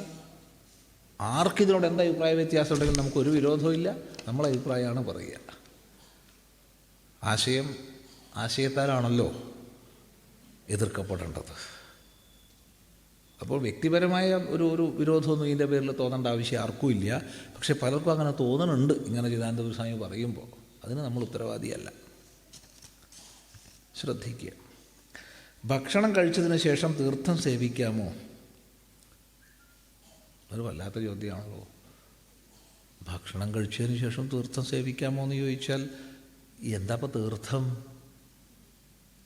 നമ്മൾ കുടിക്കണതൊക്കെ ഗംഗയല്ലേ, ഒക്കെ തീർത്ഥമല്ലേ. ഇനി ക്ഷേത്രത്തിൽ പൂജിച്ച അല്ലെങ്കിൽ ക്ഷേത്രത്തിൽ നിന്ന് ലഭിക്കുന്ന തീർത്ഥമാണെങ്കിൽ ഭക്ഷണം കഴിച്ചിട്ടാണോ നമ്മൾ ക്ഷേത്രത്തിൽ പോവാറ്? അല്ല, സന്ദർഭവശാൽ അങ്ങനെ ആയിപ്പോയി, അതാണ് തീർത്ഥം കഴിച്ചോളൂ. രാവിലെ വീട്ടിൽ നിന്ന് ഭക്ഷണം കഴിച്ചിട്ട് ഓഫീസിൽ പോകണ വഴിക്ക് അമ്പലത്തിൽ പോയിട്ട് ഉപാസിക്കണം എന്നുള്ള ചിട്ട നല്ലതാണ്. എനിക്ക് ആദ്യം പോയി വരാൻ പറ്റില്ല. പ്രായോഗികമായിട്ട് ആദ്യം ക്ഷേത്രത്തിൽ പോവുക, തിരിച്ചു വരിക, എന്നിട്ട് വീട്ടിലെ പണിയെടുക്കുക, ഭക്ഷണം കഴിക്കുക, പോവുക, സമയം തികയില്ല. അപ്പോൾ വീട്ടിലെ പണിയെല്ലാം തീർത്ത് ഭക്ഷണം കഴിച്ച് ഓഫീസിൽ പോകുമ്പോൾ അമ്പലത്തിൽ പോകുന്നു, നല്ല ശീലമാണ്. അവർക്ക് കഴിക്കാൻ പാടില്ല എന്നൊന്നും അങ്ങ് പറഞ്ഞേക്കരുത്. ഇതൊക്കെ പ്രായോഗികതയ്ക്കനുസരിച്ച് ചെയ്യേണ്ടതാണ്. എന്നാലും അയാൾ അമ്പലത്തിൽ പോകുന്നുണ്ടല്ലോ എന്ന് നമ്മൾ ചിന്തിക്കുക വേണ്ടത്. കഴിയുന്നതും ഭക്ഷണം കഴിക്കാതെയാണ് അമ്പലത്തിൽ പോയി ഉപാസിക്കേണ്ടത്. പക്ഷെ ഇങ്ങനെയുള്ള സാഹചര്യങ്ങൾ ഉണ്ടെങ്കിൽ അതിൽ തെറ്റില്ല. ആർത്തവത്തിന് അശുദ്ധിയുണ്ടോ? ആർത്തവത്തിനല്ല, മനുഷ്യ ശരീരത്തിൽ നിന്ന് പുറത്തേക്ക് വരുന്ന എല്ലാത്തിനും അശുദ്ധിയുണ്ട്. ഇപ്പം നിങ്ങളുടെ മുമ്പിൽ സംസാരിക്കുന്ന ഈ ഒരു ശരീരം, ഇതെന്താ സാധനം? മജ്ജ, അസ്ഥി, മാംസം, പേശികൾ, മലം, മൂത്രം, കഫം, പിത്തം, എന്താ വസ്തു, രക്തം, ഇതൊക്കെ കൂടി നിറച്ച് വെച്ചിട്ടുള്ളൊരു പാത്രം തോല് കൊണ്ട് മൂടിയതാ ഈ സാധനം. ഇതിനുള്ളിലുള്ള സകല വസ്തുക്കളും അശുദ്ധ അല്ലേ? പക്ഷേ നമുക്ക് അശുദ്ധി അനുഭവപ്പെടുന്നില്ല. എന്നാൽ ഈ പറഞ്ഞ ഏതെങ്കിലും ഒരു വസ്തു പുറത്തു വന്നാലോ, അല്പം രക്തം പുറത്ത് വരട്ടെ, ഒരു 5 മിനിറ്റ് കൊണ്ട് നാറാൻ തുടങ്ങും. 5 മിനിറ്റ് വേണ്ട, ഒരു 3 മിനിറ്റ് കഴിയുമ്പോഴത്തേക്കാണ് നാറാൻ തുടങ്ങും. അശുദ്ധായി. അപ്പോൾ ഇതിൻ്റെ ഉള്ളിൽ എത്ര കഫമുണ്ട് എന്നല്ല, പുറത്തേക്ക് വന്നാലോ അശുദ്ധായി. മൂത്രം, ഇതിൻ്റെ ഉള്ളിൽ ഇപ്പോൾ മൂത്രം ഉണ്ടാവും. അത് പുറത്തേക്ക് വന്ന അശുദ്ധായി. അതിനുള്ളിൽ കിടക്കുമ്പോൾ കുഴപ്പമില്ല, മലം പുറത്ത് വന്ന അശുദ്ധായി. അപ്പം മനുഷ്യ ശരീരത്തിലെ എല്ലാ വസ്തുക്കളും പുറമെ വന്നാൽ അശുദ്ധമായി. ഇതിലാർക്കെങ്കിലും അഭിപ്രായ വ്യത്യാസം ഉണ്ടോ? ഉണ്ടെങ്കിൽ ഇപ്പോൾ പറഞ്ഞോളൂ കിട്ടുക, പിന്നത്തേക്ക് വെക്കണ്ട. സാധാരണഗതിയിൽ ആരോഗ്യമുള്ള ഒരാൾക്ക് ഇങ്ങനെയുള്ള എല്ലാത്തിലും നിയന്ത്രണമുണ്ട്. ഉണ്ടല്ലോ. പറയുന്നതിൽ എന്തെങ്കിലും അഭിപ്രായ വ്യത്യാസം ഉണ്ടെങ്കിൽ അപ്പം പറയണം. സാമാന്യ ആരോഗ്യമുള്ളൊരു വ്യക്തിക്ക് ഈ പറഞ്ഞതിലൊക്കെ നിയന്ത്രണമുണ്ട്. നമ്മുടെ മസ്കുലർ വ്യവസ്ഥ, സിസ്റ്റം, അത് മൂത്രത്തെ പുറത്തേക്ക് വീഴാതെ നിർത്തുന്നുണ്ട്. അത്ഭുതകരമായൊരു സംഭവമാട്ടോ അത്. കാരണം മൂത്രസഞ്ചി മുകളിലാണ്, മൂത്രദ്വാരം താഴെയാണ്, എന്നിട്ട് താഴത്തേക്ക് പോകാണ്ടിരിക്കണമെങ്കിൽ എന്തൊരു മെക്കാനിസമാണ് ഇത്. നമ്മൾ ചെറിയൊരു വീടൊക്കെ ഉണ്ടാക്കി ലീക്ക് വന്നവർക്കറിയാം, എന്തോ തേച്ച് കഴിഞ്ഞാലും ഉടനെ വീണ്ടും ലീക്കാവും. ഇതെന്തൊരു സിസ്റ്റമാണ് ഭഗവാൻ ഉണ്ടാക്കിയത്, ഒന്ന് ആലോചിച്ച് നോക്കൂ. അപ്പോൾ ഇതിനെന്തെങ്കിലും വീക്ക്നെസ് വന്നു കഴിഞ്ഞാൽ മൂത്രം പോയിക്കൊണ്ടേയിരിക്കും, അപ്പോൾ അശുദ്ധായി. അതുപോലെ മലം ഇപ്പം നമുക്ക് പുറത്ത് വരുന്നില്ല, നമ്മുടെ നിയന്ത്രണത്തിലാണ്. പക്ഷേ അവിടുത്തെ മസിൽ വീക്കായി കഴിഞ്ഞാൽ, മസിൽ തന്നെ വീക്കായിക്കൊള്ളണമെന്നില്ല, മസ്തിഷ്കത്തിൽ നിന്ന് ഇതിനെ നിയന്ത്രിക്കുന്ന കൺട്രോളിങ് സ്റ്റേഷൻ തെറ്റിയാലും മതി, മലം പോയിക്കൊണ്ടേയിരിക്കും. വ്യക്തമാണല്ലോ. അപ്പോൾ സാമാന്യ ആരോഗ്യമുള്ളപ്പോൾ ഇതൊന്നും സംഭവിക്കുന്നില്ല. ഇത് പുറത്ത് വന്ന അശുദ്ധായി. എങ്കിൽ സ്ത്രീകളെ സംബന്ധിച്ച് ആർത്തവത്തിന് സ്വയം നിയന്ത്രണം ഇല്ല. ബാക്കി എല്ലാത്തിനും നിയന്ത്രണമുണ്ട്, ഇതിന് നിയന്ത്രണം ഇല്ല. അതുകൊണ്ട് ആർത്തവ ദിവസങ്ങളിൽ എത്ര ദിവസം രജോദർശനമുണ്ടോ അത്രയും അശുദ്ധിയുണ്ട്. ഇതേപോലെ തന്നെയാണ് പുരുഷന്മാർക്ക് മൂത്രത്തിൽ നിയന്ത്രണമല്ല, മൂത്രം പോയിക്കൊണ്ടേയിരിക്കുന്നുണ്ടെങ്കിൽ അമ്പലത്തിനുള്ളിൽ പോകരുത്, മലം പോയിക്കൊണ്ടേയിരിക്കുന്നുണ്ടെങ്കിൽ അമ്പലത്തിനുള്ളിൽ പോകരുത്, മൂക്ക് നൊലിച്ചുകൊണ്ടേ ഇരിക്കുന്നുണ്ടെങ്കിൽ അമ്പലത്തിനുള്ളിൽ പോകരുത്, ചെവി നൊലിച്ചുകൊണ്ടേ ഇരിക്കുന്നുണ്ടെങ്കിൽ അമ്പലത്തിനുള്ളിൽ പോകരുത്. കാരണം ശുദ്ധി പാലിക്കേണ്ട സ്ഥലമാണ് ക്ഷേത്രം, ശുദ്ധി പാലിക്കേണ്ട ക്ഷേത്രമാണ്. അതുകൊണ്ട് ഇത് സ്ത്രീ പുരുഷ വ്യത്യാസമൊന്നും ഇവിടെ ഇല്ല.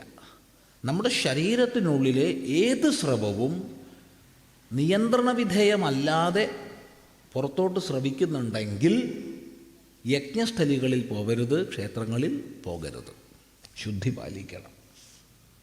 അപ്പോൾ ഇത് ചിന്തിക്കുമ്പോൾ ആർത്തവം എന്നുള്ളത് സ്ത്രീയുടെ നിയന്ത്രണത്തിലല്ല. അതുകൊണ്ട് രജോദർശനം എത്ര ദിവസമുണ്ടോ അത്ര ദിവസം ക്ഷേത്രത്തിൽ പോവാത്തതാണ് നല്ലത്. ഇത് പുരുഷന്മാരും ശ്രദ്ധിക്കണം. ഇതുപോലുള്ള എന്തെങ്കിലും രോഗങ്ങളുണ്ടെങ്കിൽ പോവാതിരിക്കണം നല്ലത്. സ്ത്രീക്ക് മാത്രമുള്ളതല്ല. വ്യക്തമാവണേ മറുപടി? ശരി. സങ്കല്പ വികല്പം മനസ്സ്, നിശ്ചയാത്മിക ബുദ്ധി. എന്നാൽ ജാഗ്രത്തിൽ ഓർമ്മയുടെ സ്ഥാനം ഏത്, എവിടെ? ഓർമ്മ ചിത്തത്തിലാണ് ശേഖരിക്കപ്പെടുന്നത്. പക്ഷെ ചിത്തം മനോവൃത്തിയുടെ ഭാഗമാണ്. നോക്കൂ, നമ്മൾ എന്തെങ്കിലും ഒന്ന് പറയുമ്പോൾ, നമ്മൾ എന്തെങ്കിലും ഒന്ന് ചിന്തിക്കുമ്പോൾ, നമ്മൾ എന്തെങ്കിലും ഒന്ന് ചെയ്യുമ്പോൾ, എന്ത് ചിന്തിച്ചാലും പറഞ്ഞാലും ചെയ്താലും ആ സമയത്ത് തന്നെ അന്തഃകരണത്തിൽ, ചിത്തത്തിൽ അത് ശേഖരിക്കപ്പെടുന്നുണ്ട് സംസ്കാരമായിട്ട്. ആ സമയത്ത് അത് പുറമെ കാണുമൊന്നുമില്ല. അത് എത്ര ലെയറായിട്ട് ശേഖരിക്കപ്പെടുന്നുണ്ടെന്ന് അറിയില്ല കേട്ടോ. എത്ര ലെയറായിട്ട് ശേഖരിക്കപ്പെടുന്നുണ്ട് നമുക്കറിയില്ല. ഞാൻ ഈ സ്മാർട്ട് ഫോൺ ഉപയോഗിച്ച് ഒരാളെ ഫോൺ ചെയ്തു എന്ന് വിചാരിച്ചു. ഞാൻ ഫോൺ ചെയ്തു, സംസാരിച്ചു. ഇതിൻ്റെ ബാക്ക്ഗ്രൗണ്ടിൽ അത് ആരെ വിളിച്ചു എന്നുള്ളത് അവിടെ സേവ് ചെയ്യപ്പെടുന്നുണ്ട്. ഞാൻ എന്ത് ചെയ്തു? അത് ഡിലീറ്റ് ചെയ്തു. അത് സെലക്ട് ചെയ്ത് ഡിലീറ്റ് ചെയ്തു. അപ്പോൾ ഈ സിസ്റ്റത്തിൽ നിന്നത് പോയി. എന്നാൽ അപ്പുറത്ത് വലിയ സിസ്റ്റം ഉണ്ട്, അവൻ്റെ അടുത്ത് പോകുന്നില്ല. പ്രൊവൈഡറുടെ അടുത്ത് അത് ശേഖരിക്കപ്പെട്ടിട്ടുണ്ട്. അങ്ങനെ എത്ര ലെയറിലാണ് ശേഖരിക്കപ്പെടുന്നതെന്ന് അറിയില്ല. ഞാൻ മുഴുവൻ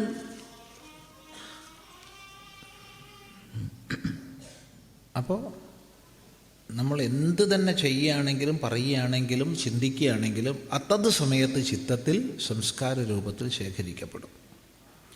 ഈ സംസ്കാര രൂപത്തിൽ ശേഖരിക്കപ്പെടുന്നത് മനസ്സിലേക്ക് വരും, ചിത്തത്തിൽ നിന്ന് മനസ്സിലേക്ക് വരും. മനസ്സിന് 5 ഇന്ദ്രിയങ്ങളിലേക്ക് നേരിട്ട് വഴിയുണ്ട്, ചിത്തത്തിൽ നിന്ന് നേരിട്ട് വഴിയുണ്ട്, ബുദ്ധിയിലേക്ക് നേരിട്ട് വഴിയുണ്ട്. അപ്പോൾ ചിത്തത്തിൽ നിന്ന് എടുക്കുന്ന ഇത്തരം സംസ്കാരങ്ങളെ മനസ്സാലോചിച്ച് ഓർമ്മയാക്കി മാറ്റും. അതുകൊണ്ട് ഓർമ്മയുടെ സ്ഥാനം ചിത്തമാണ്, പ്രവർത്തിക്കുന്നത് മനസ്സിലൂടെയാണ്. ജസ്റ്റിസ് VR കൃഷ്ണയ്യർ അദ്ദേഹത്തിൻ്റെ ആത്മകഥയിൽ ഭാര്യ മരണപ്പെട്ടതിന് ശേഷം അവരുമായി ആശയവിനിമയം നടത്തിയതായി രേഖപ്പെടുത്തിയിട്ടുണ്ട്. ശാസ്ത്രത്തിൽ ഇതിനെ എങ്ങനെ ചിന്തിക്കാം? അത് അത്ര വലിയ ഒരു താദാത്മ്യഭാവം ആ സൂക്ഷ്മ ശരീരവുമായി നിലനിൽക്കുന്നു. 1. 2, ആ സൂക്ഷ്മ ശരീരം മറ്റൊരു ദേഹാന്തരത്തെ പ്രാപിച്ചിട്ടില്ല എങ്കിൽ ചിലപ്പോൾ സാധിച്ചേക്കാം, നമുക്ക് പറയാൻ വയ്യ. അല്ലെങ്കിൽ ഭ്രമമാവാം,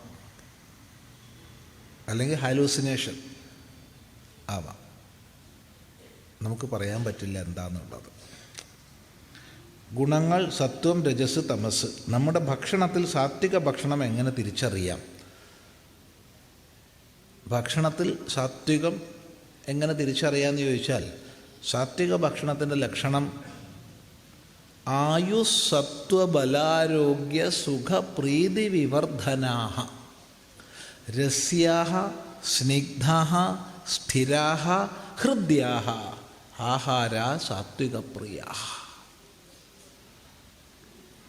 ആയുസ്സിനെയും ബുദ്ധിയെയും ബലത്തെയും ആരോഗ്യത്തെയും വർദ്ധിപ്പിക്കുന്നത്, ആയുസ് സത്വബലാരോഗ്യ സുഖത്തെയും പ്രീതിയെയും വർദ്ധിപ്പിക്കുന്നത്.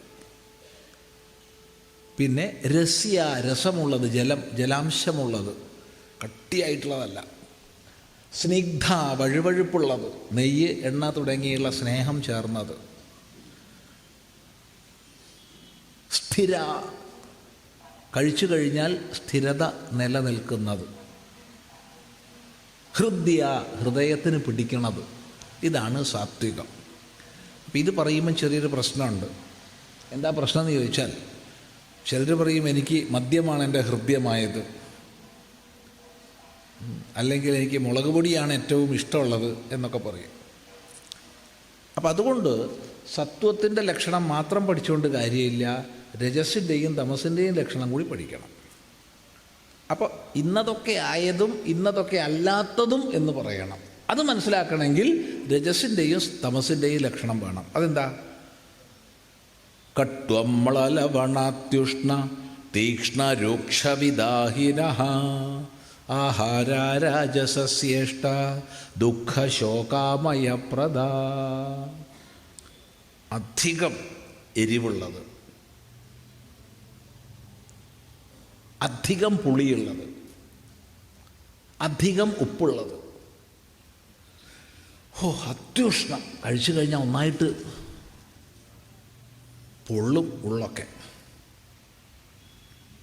തീക്ഷ്ണം, തീക്ഷ്ണമായത്, വാക്ക് തന്നെ നമുക്ക് സൂചിപ്പിക്കണതാ തീക്ഷ്ണമായത്.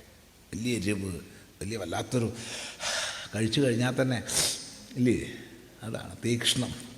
രൂക്ഷം, ഭയങ്കരമായ ഗന്ധം, തുളച്ചു കയറുന്ന ഗന്ധം.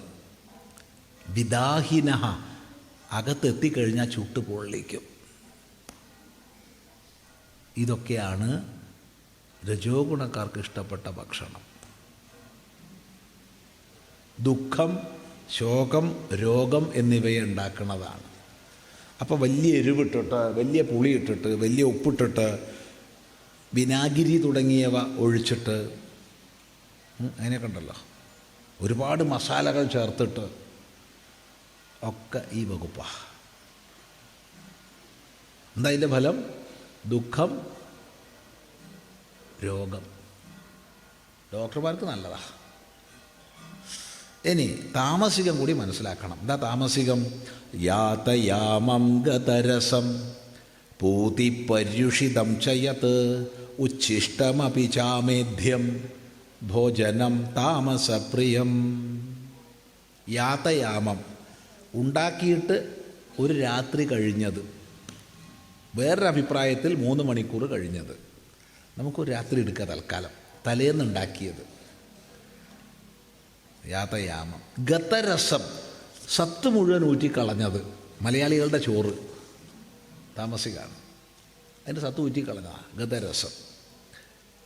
പൂതി, ദുർഗന്ധമുള്ളത്. പൂതി, ദുർഗന്ധമുള്ളത്. പര്യുഷിതം, ഉണ്ടാക്കിയിട്ട് ഒരുപാട് കാലം കഴിഞ്ഞത്. ബേക്കറി സാധനങ്ങൾ, അച്ചാറ്, അങ്ങനെയുള്ളതൊക്കെ. ബേക്കറി സാധനങ്ങൾ ഇന്നുണ്ടാക്കിയതാ, ഏതോ കാലത്ത്. അതുപോലെ അച്ചാറ്. ഈ സ്വാമി എന്തുണ്ടെങ്കിലും ഭക്ഷണം സുഖമാവണമെങ്കിൽ കുറച്ചൊന്നൊരു അച്ചാറ് തൊട്ട് നോക്കണം. അതാണ് പഴയത്. പര്യുഷിതം.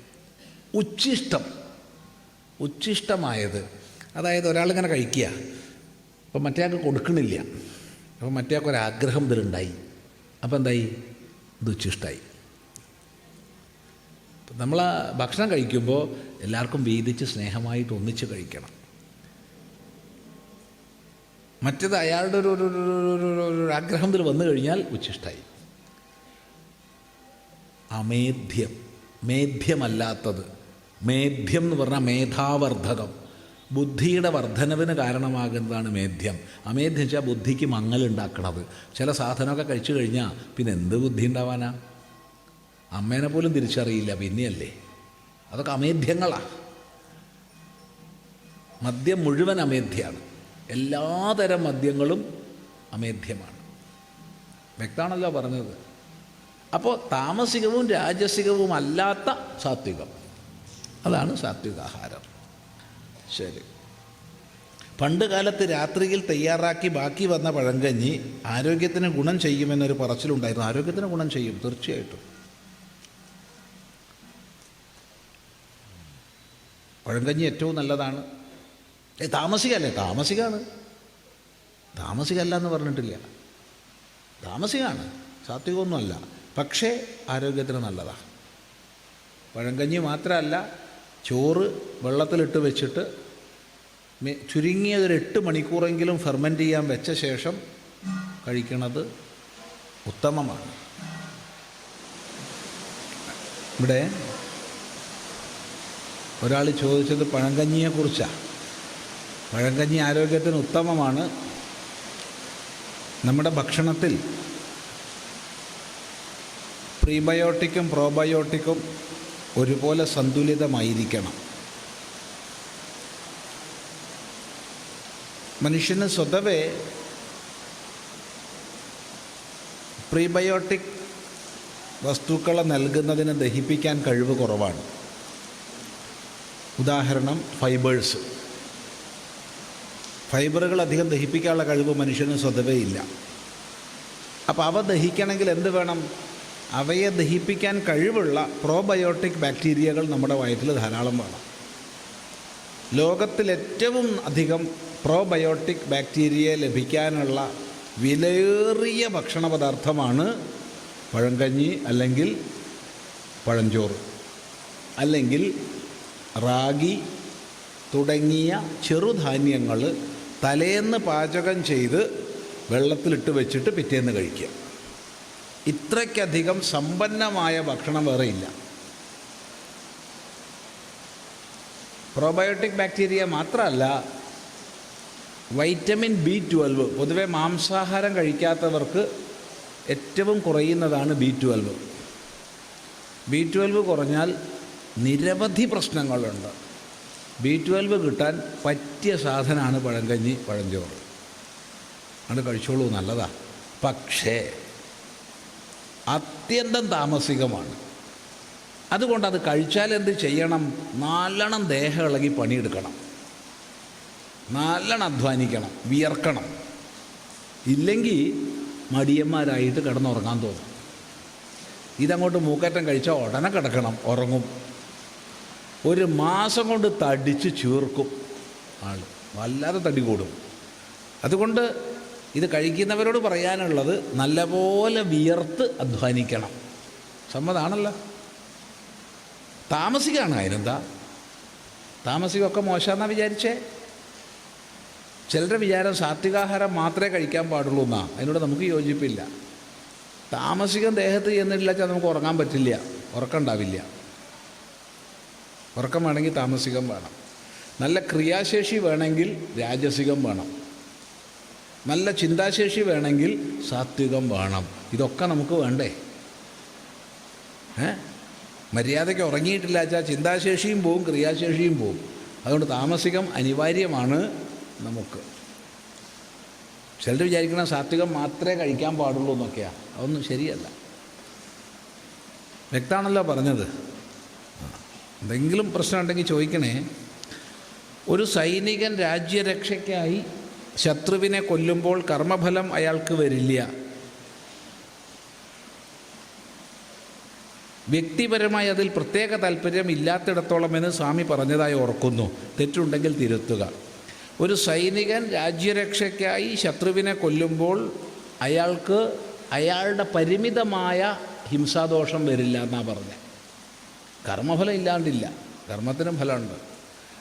പരിമിതമായ ഹിംസാഫലം അയാൾക്ക് ഇല്ല. കാരണം അയാളുടെ തൊഴിൽ നിർവഹിച്ചതാണ് രാഷ്ട്രത്തിന് വേണ്ടിയാണ്. എന്നാൽ സൈനികൻ എന്ന നിലയ്ക്ക് തനിക്ക് കിട്ടിയ ആയുധങ്ങൾ ഉപയോഗിച്ച് വ്യക്തി താല്പര്യം അനുസരിച്ച് ഹിംസിച്ചാൽ അത് മഹാപാപം തന്നെയാണ്. എന്നാൽ ഭീകരവാദികളിൽ പലരും അവർ കുഞ്ഞുനാൾ മുതൽ കേട്ടും പഠിച്ചും അറിഞ്ഞ പുണ്യകർമ്മത്തിൻ്റെ ഭാഗമായാണ് മറ്റുള്ളവരെ കൊല്ലുന്നത് എന്ന് തോന്നുന്നു. തോന്നുന്നല്ല, തീർച്ചയായിട്ടും ശരി തന്നെയാണ്. മതഗ്രന്ഥങ്ങളിൽ പറഞ്ഞതനുസരിച്ചാണ് അവർ ചെയ്യണത്. മതഗ്രന്ഥങ്ങളിൽ പറഞ്ഞത് മറ്റുള്ളവരെ കൊല്ലണം, ആ പുണ്യമാണ്, സ്വർഗം കിട്ടും, സ്വർഗത്തിലേക്ക് ചെല്ലുമ്പോഴത്തേക്ക് 72 ഹൂറികൾ കാത്തു നിൽക്കും എന്നൊക്കെ പറഞ്ഞിട്ടുണ്ട്. പക്ഷേ ആ വിശ്വാസം ധർമ്മവിരുദ്ധമാകുമ്പോൾ അത് മറ്റുള്ളവർക്ക് അഹിതമാകും. അവർ അവരുടേതായ രീതിയിൽ കൈകാര്യം ചെയ്യും. ഈ ചെയ്യുന്നവർ എന്തിന് പാത്തും പതുങ്ങിയും ചെയ്യുന്നു?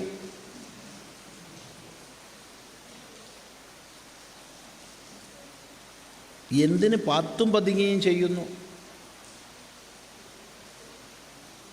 താൻ ചെയ്യുന്നത് ശരിയല്ല എന്ന് ഉള്ളിൻ്റെ ഉള്ളിൽ തോന്നലുള്ളത് കൊണ്ട്. നമുക്ക് തന്നെ നമ്മുടെ സർക്കാരിൻ്റെ ആഭിമുഖ്യത്തിൽ, ഗവൺമെൻറ് ഓഫ് ഇന്ത്യയുടെ ആഭിമുഖ്യത്തിൽ, പ്രത്യേകിച്ച് NIA കീഴിൽ ധാരാളം റാഡിക്കലൈസേഷൻ പ്രവർത്തനങ്ങൾ നടക്കുന്നുണ്ട്. ഒന്നും പബ്ലിക്കായിട്ട് എല്ലാവർക്കും അറിയുണ്ടാവില്ല. പക്ഷെ ധാരാളം റാഡിക്കലൈസേഷൻ പ്രവർത്തനം നടക്കുന്നുണ്ട്. ഈ റാഡിക്കലൈസേഷൻ പ്രവർത്തനം ഏറ്റവും അധികം കേന്ദ്രീകരിച്ചിട്ടുള്ളത് മത തീവ്രവാദികൾക്കും നക്സലൈറ്റുകൾക്കും ഇടയ്ക്കാണ്. ആ ക്ലാസ്സുകളിൽ പങ്കെടുക്കുമ്പോഴത്തേക്ക് അവർ മാറി വരുന്നുണ്ട്. അവരുടെ തോക്ക് താഴെ വെച്ച് അല്ലെങ്കിൽ ഇവർക്ക് കൊല്ലാനുള്ള പ്രവണത മാറ്റി പണിയെടുത്ത് ജീവിക്കാൻ തയ്യാറാവുന്നുണ്ട്. ധാരാളം ഭീകരവാദികൾ അങ്ങനെ മാറിക്കഴിഞ്ഞു. ധാരാളം പേര് മാറിക്കഴിഞ്ഞു. ഈ റാഡിക്കലൈസേഷൻ പരിപാടി ക്ലാസ് നടത്താൻ പ്രഗത്ഭരായിട്ടുള്ള ഒരുപാട് ശ്രേഷ്ഠന്മാരുണ്ട് നമുക്ക്. അപ്പോൾ അവർ തെറ്റിദ്ധരിച്ചതാണ്. നേരെ മറിച്ചൊരു റാഡിക്കലൈസേഷൻ ക്ലാസ് നടത്തിയാൽ സൈനികൻ ഒരിക്കലും ഡീമോട്ടിവേറ്റഡ് ആവില്ല. കാരണം അവൻ അഭിമാനത്തോടു കൂടി അവൻ്റെ രാഷ്ട്രത്തിന് വേണ്ടി ചെയ്യുന്ന കർത്തവ്യമാണ്. മറ്റത് ചെയ്യുന്നവന് തന്നെ അറിയാം ഞാൻ ചെയ്യുന്നത് ശരിയല്ല. ഇതാണ് അതിൻ്റെ സത്യസന്ധമായ മറുപടി നമ്മുടെ അഭിപ്രായത്തിൽ. വ്യക്തിപരമായി അവർ ചെയ്യുന്നത് ദൈവം അവരിൽ നിക്ഷിപ്തമാക്കിയ കർമ്മമാണ്. ദൈവം ആരിലും ഒരു കർമ്മവും നിക്ഷിപ്താക്കിയിട്ടില്ല. ദൈവം സൈനികനിലും കർമ്മം നിക്ഷിപ്താക്കിയിട്ടില്ല, ഭീകരവാദിയിലും നിക്ഷിപ്താക്കിയിട്ടില്ല, എന്നിലും നിക്ഷിപ്താക്കിയിട്ടില്ല, നിന്നിലും നിക്ഷിപ്താക്കിയിട്ടില്ല. ഒക്കെ നമ്മുടെ പ്രാരബ്ധം അനുസരിച്ചാണ് നമ്മൾ പ്രവർത്തിക്കുന്നത്. ദൈവത്തെ അവിടെ ദയവ് ചെയ്ത് കൂട്ടിക്കുഴയ്ക്കരുത്. സാളഗ്രാമം വീട്ടിൽ വെച്ച് പൂജിക്കുന്നത് ശരിയാണോ? ഒരു തെറ്റുമില്ല. വീട്ടിൽ പൂജാമുറിയിൽ അഥവാ പൂജയ്ക്കായി മാറ്റിവെച്ച ശുദ്ധസ്ഥാനത്തിൽ സാളഗ്രാമം വെച്ച് പൂജിക്കുന്നതിൽ ഒരു പ്രശ്നവും ഇല്ല, നല്ലതാണ്. പ്രാർത്ഥനാവേളയിൽ കരയുന്നത് ശരിയാണോ? കരച്ചിൽ വന്നാൽ കരയല്ലാണ്ട് ഇപ്പം എന്താ ചെയ്യുക? ചിരിക്കാൻ തോന്നിയാൽ ചിരിക്കുക.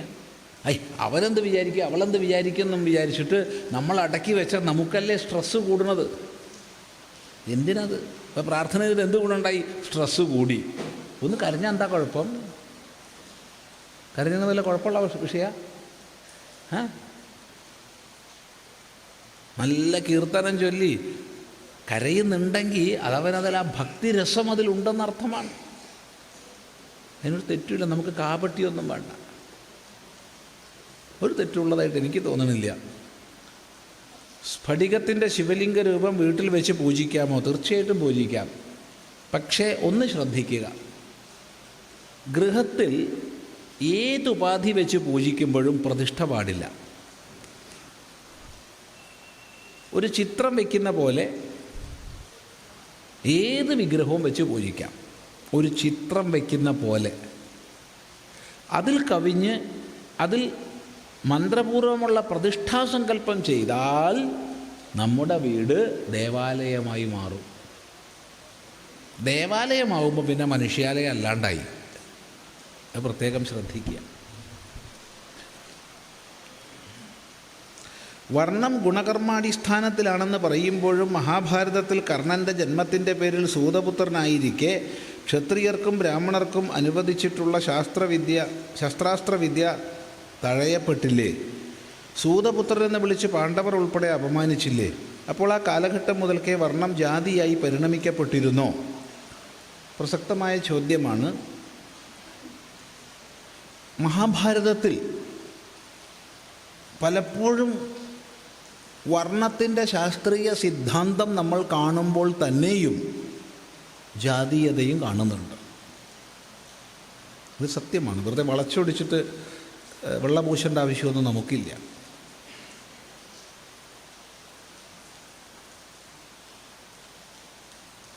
രാമായണത്തിൽ വളരെ ചുരുക്കം സന്ദർഭത്തിലേ അതുള്ളൂ. ആകെ എൻ്റെ ഓർമ്മയിൽപ്പെട്ടിടത്തോളം ഒറ്റ സന്ദർഭത്തിലേ ഉള്ളൂ രാമായണത്തിൽ. ദശരഥൻ്റെ അമ്പേറ്റ് മുനികുമാരൻ മരിച്ചപ്പോൾ ആ മുനികുമാരൻ്റെ അച്ഛൻ ദശരഥനെ സമാശ്വസിപ്പിച്ചുകൊണ്ട് ബ്രഹ്മഹത്യാദോഷം നിനക്ക് വരില്ല എന്ന് പറയുന്നൊരു ഭാഗമുണ്ട്. അവിടെ മാത്രമേ ഉള്ളൂ രാമായണത്തിൽ ജാതീയത കാണുന്നതായിട്ട്. പക്ഷേ മഹാഭാരതത്തിൽ അതല്ല. മഹാഭാരതത്തിൽ പല സ്ഥലത്തും ശാസ്ത്രീയമായ വർണ്ണസിദ്ധാന്തം നിലനിൽക്കെ തന്നെ ഈ പറഞ്ഞ പോലെയുള്ള ജാതീയത കാണുന്നുണ്ട്.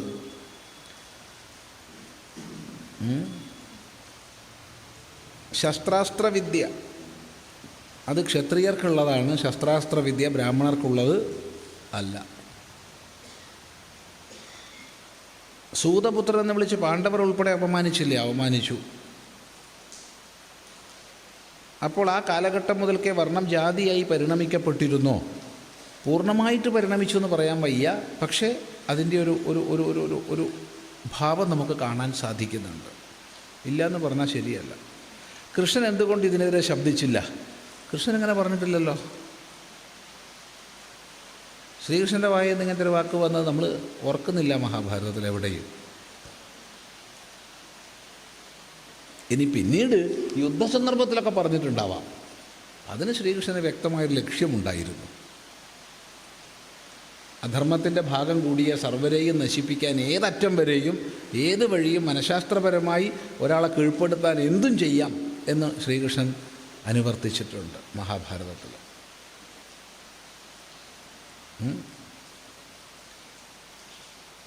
സർവധർമ്മശാസ്ത്രങ്ങളും വിദ്യയും അറിയുന്ന ഭീഷ്മരും ദ്രോണരും എന്തേ ഇതിനെ അനുകൂലിച്ചത്?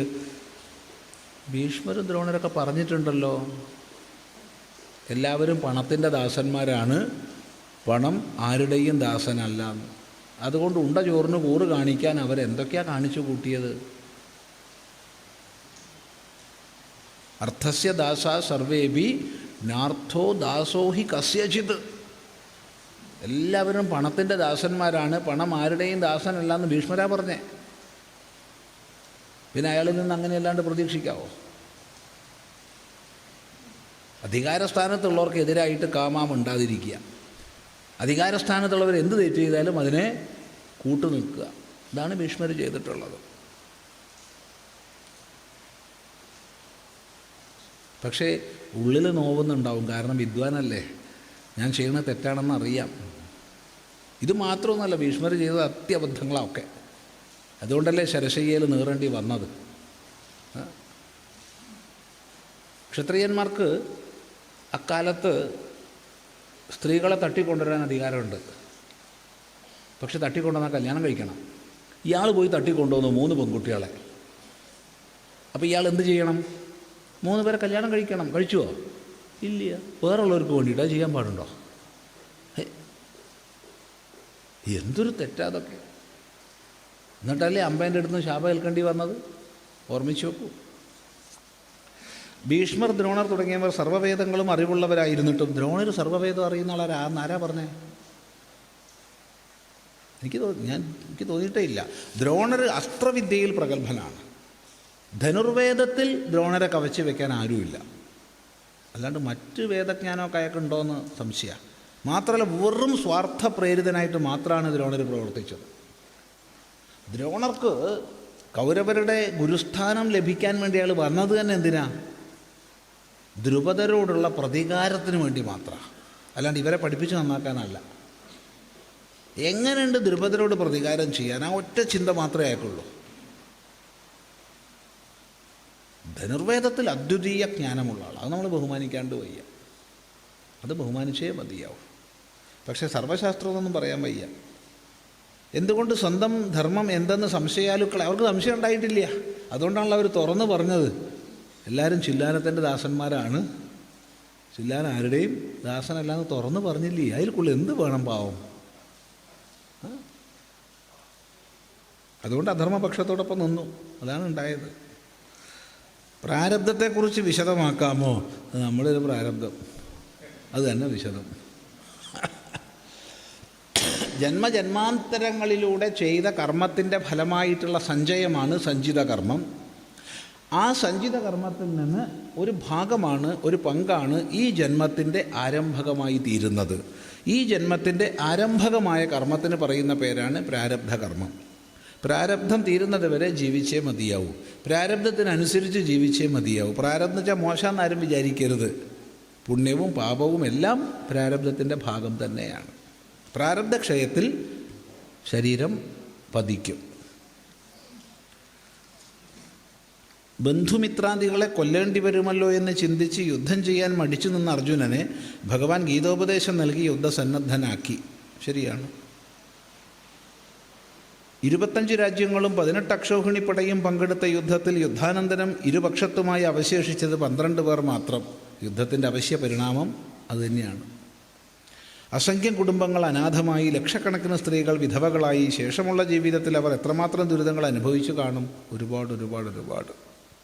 യുദ്ധത്തിൻ്റെ കെടുതികൾ അചിന്ത്യങ്ങളാണ്. രാജ്യവും സഹോദരന്മാരെയും പാഞ്ചാലിയെയും പണയം വെച്ച് എല്ലാം നഷ്ടപ്പെടുത്തിയ യുധിഷ്ഠിരന് വേണ്ടിയാണ് യുദ്ധം നടത്തിയത്. അങ്ങനെ പറയാൻ വയ്യ. യുധിഷ്ഠിരൻ ചെയ്തത് തെറ്റാണെന്ന് പറയാം. ഒരിക്കലും പത്നിയെ പണയം വയ്ക്കാൻ പാടില്ല. അയാൾ കളിയിൽ തോറ്റാൽ നിർത്തിപ്പോണം. ഇനി എത്ര വലിയ വിഡ്ഢിത്താ ചെയ്തത്? മറുഭാഗത്തുള്ള ആൾ പ്രഗത്ഭനായ കളിക്കാരനെ വെച്ച്, എന്നാൽ പിന്നെ താനും പ്രഗത്ഭനായ ഒരു കളിക്കാരനെ വെക്കണ്ടേ? കളിപ്രാന്തുകൊണ്ട് ഞാൻ തന്നെ കളിക്കാൻ നിശ്ചയിച്ചു. അങ്ങനെ ചിലർക്ക് തോന്നും. നാളെ നമ്മളെ സുപ്രീം കോടതിയിൽ മമതാ ബാനർജി വാദിക്കാൻ പോയ പോലെയാണ്. പ്രഗത്ഭനായ വക്കീലുണ്ട്, അയാൾ വാദിച്ചോളും. അയാളെ മാറ്റി ഇരുത്തിയിട്ട് വാദിക്കാതെ സുപ്രീം കോടതി പറഞ്ഞു, മാഡം നിങ്ങൾ പൊയ്ക്കോളൂ എന്ന്. സുപ്രീം കോടതിക്ക് തന്നെ സഹിക്കാൻ വയ്യ. എൻ്റെ വീഡിയോ കണ്ടവരുണ്ടാവുമെന്ന് വിചാരിക്കുക. അറിയാത്ത പണിക്ക് പോകണോ? അപ്പോൾ പ്രഗത്ഭനായൊരു കളിക്കാരനെ വെച്ചാൽ പോരായിരുന്നോ യുധിഷ്ഠിരന്? അതിന് പകരം കളിപ്രാന്തുകൊണ്ട് കളിച്ചു. എന്നിട്ട് പത്നിയെ അടക്കം പണയം വെച്ചു. എന്തധികാരമാക്കുള്ളത്? ഇതൊക്കെ തെറ്റാണ് ചെയ്തത്. പക്ഷേ അയാൾക്ക് വേണ്ടിയിട്ടല്ല യുദ്ധം ചെയ്തത്, ഒരിക്കലുമല്ല. മറിച്ച് ന്യായമായി ലഭിക്കേണ്ടത് ഒരു തരത്തിലും ലഭിക്കാതെ വന്നപ്പോൾ സാമധാന ഭേദങ്ങളെ കൊണ്ടൊന്നും ലഭിക്കാതെ വന്നപ്പോഴാണ് യുദ്ധം അനിവാര്യമായി പാണ്ഡവരിൽ കെട്ടിവെക്കപ്പെട്ടതാകുന്നത്. അത് ദുര്യോധനൻ്റെ പിടിവാശിയാണ് അതിൻ്റെ കാരണം.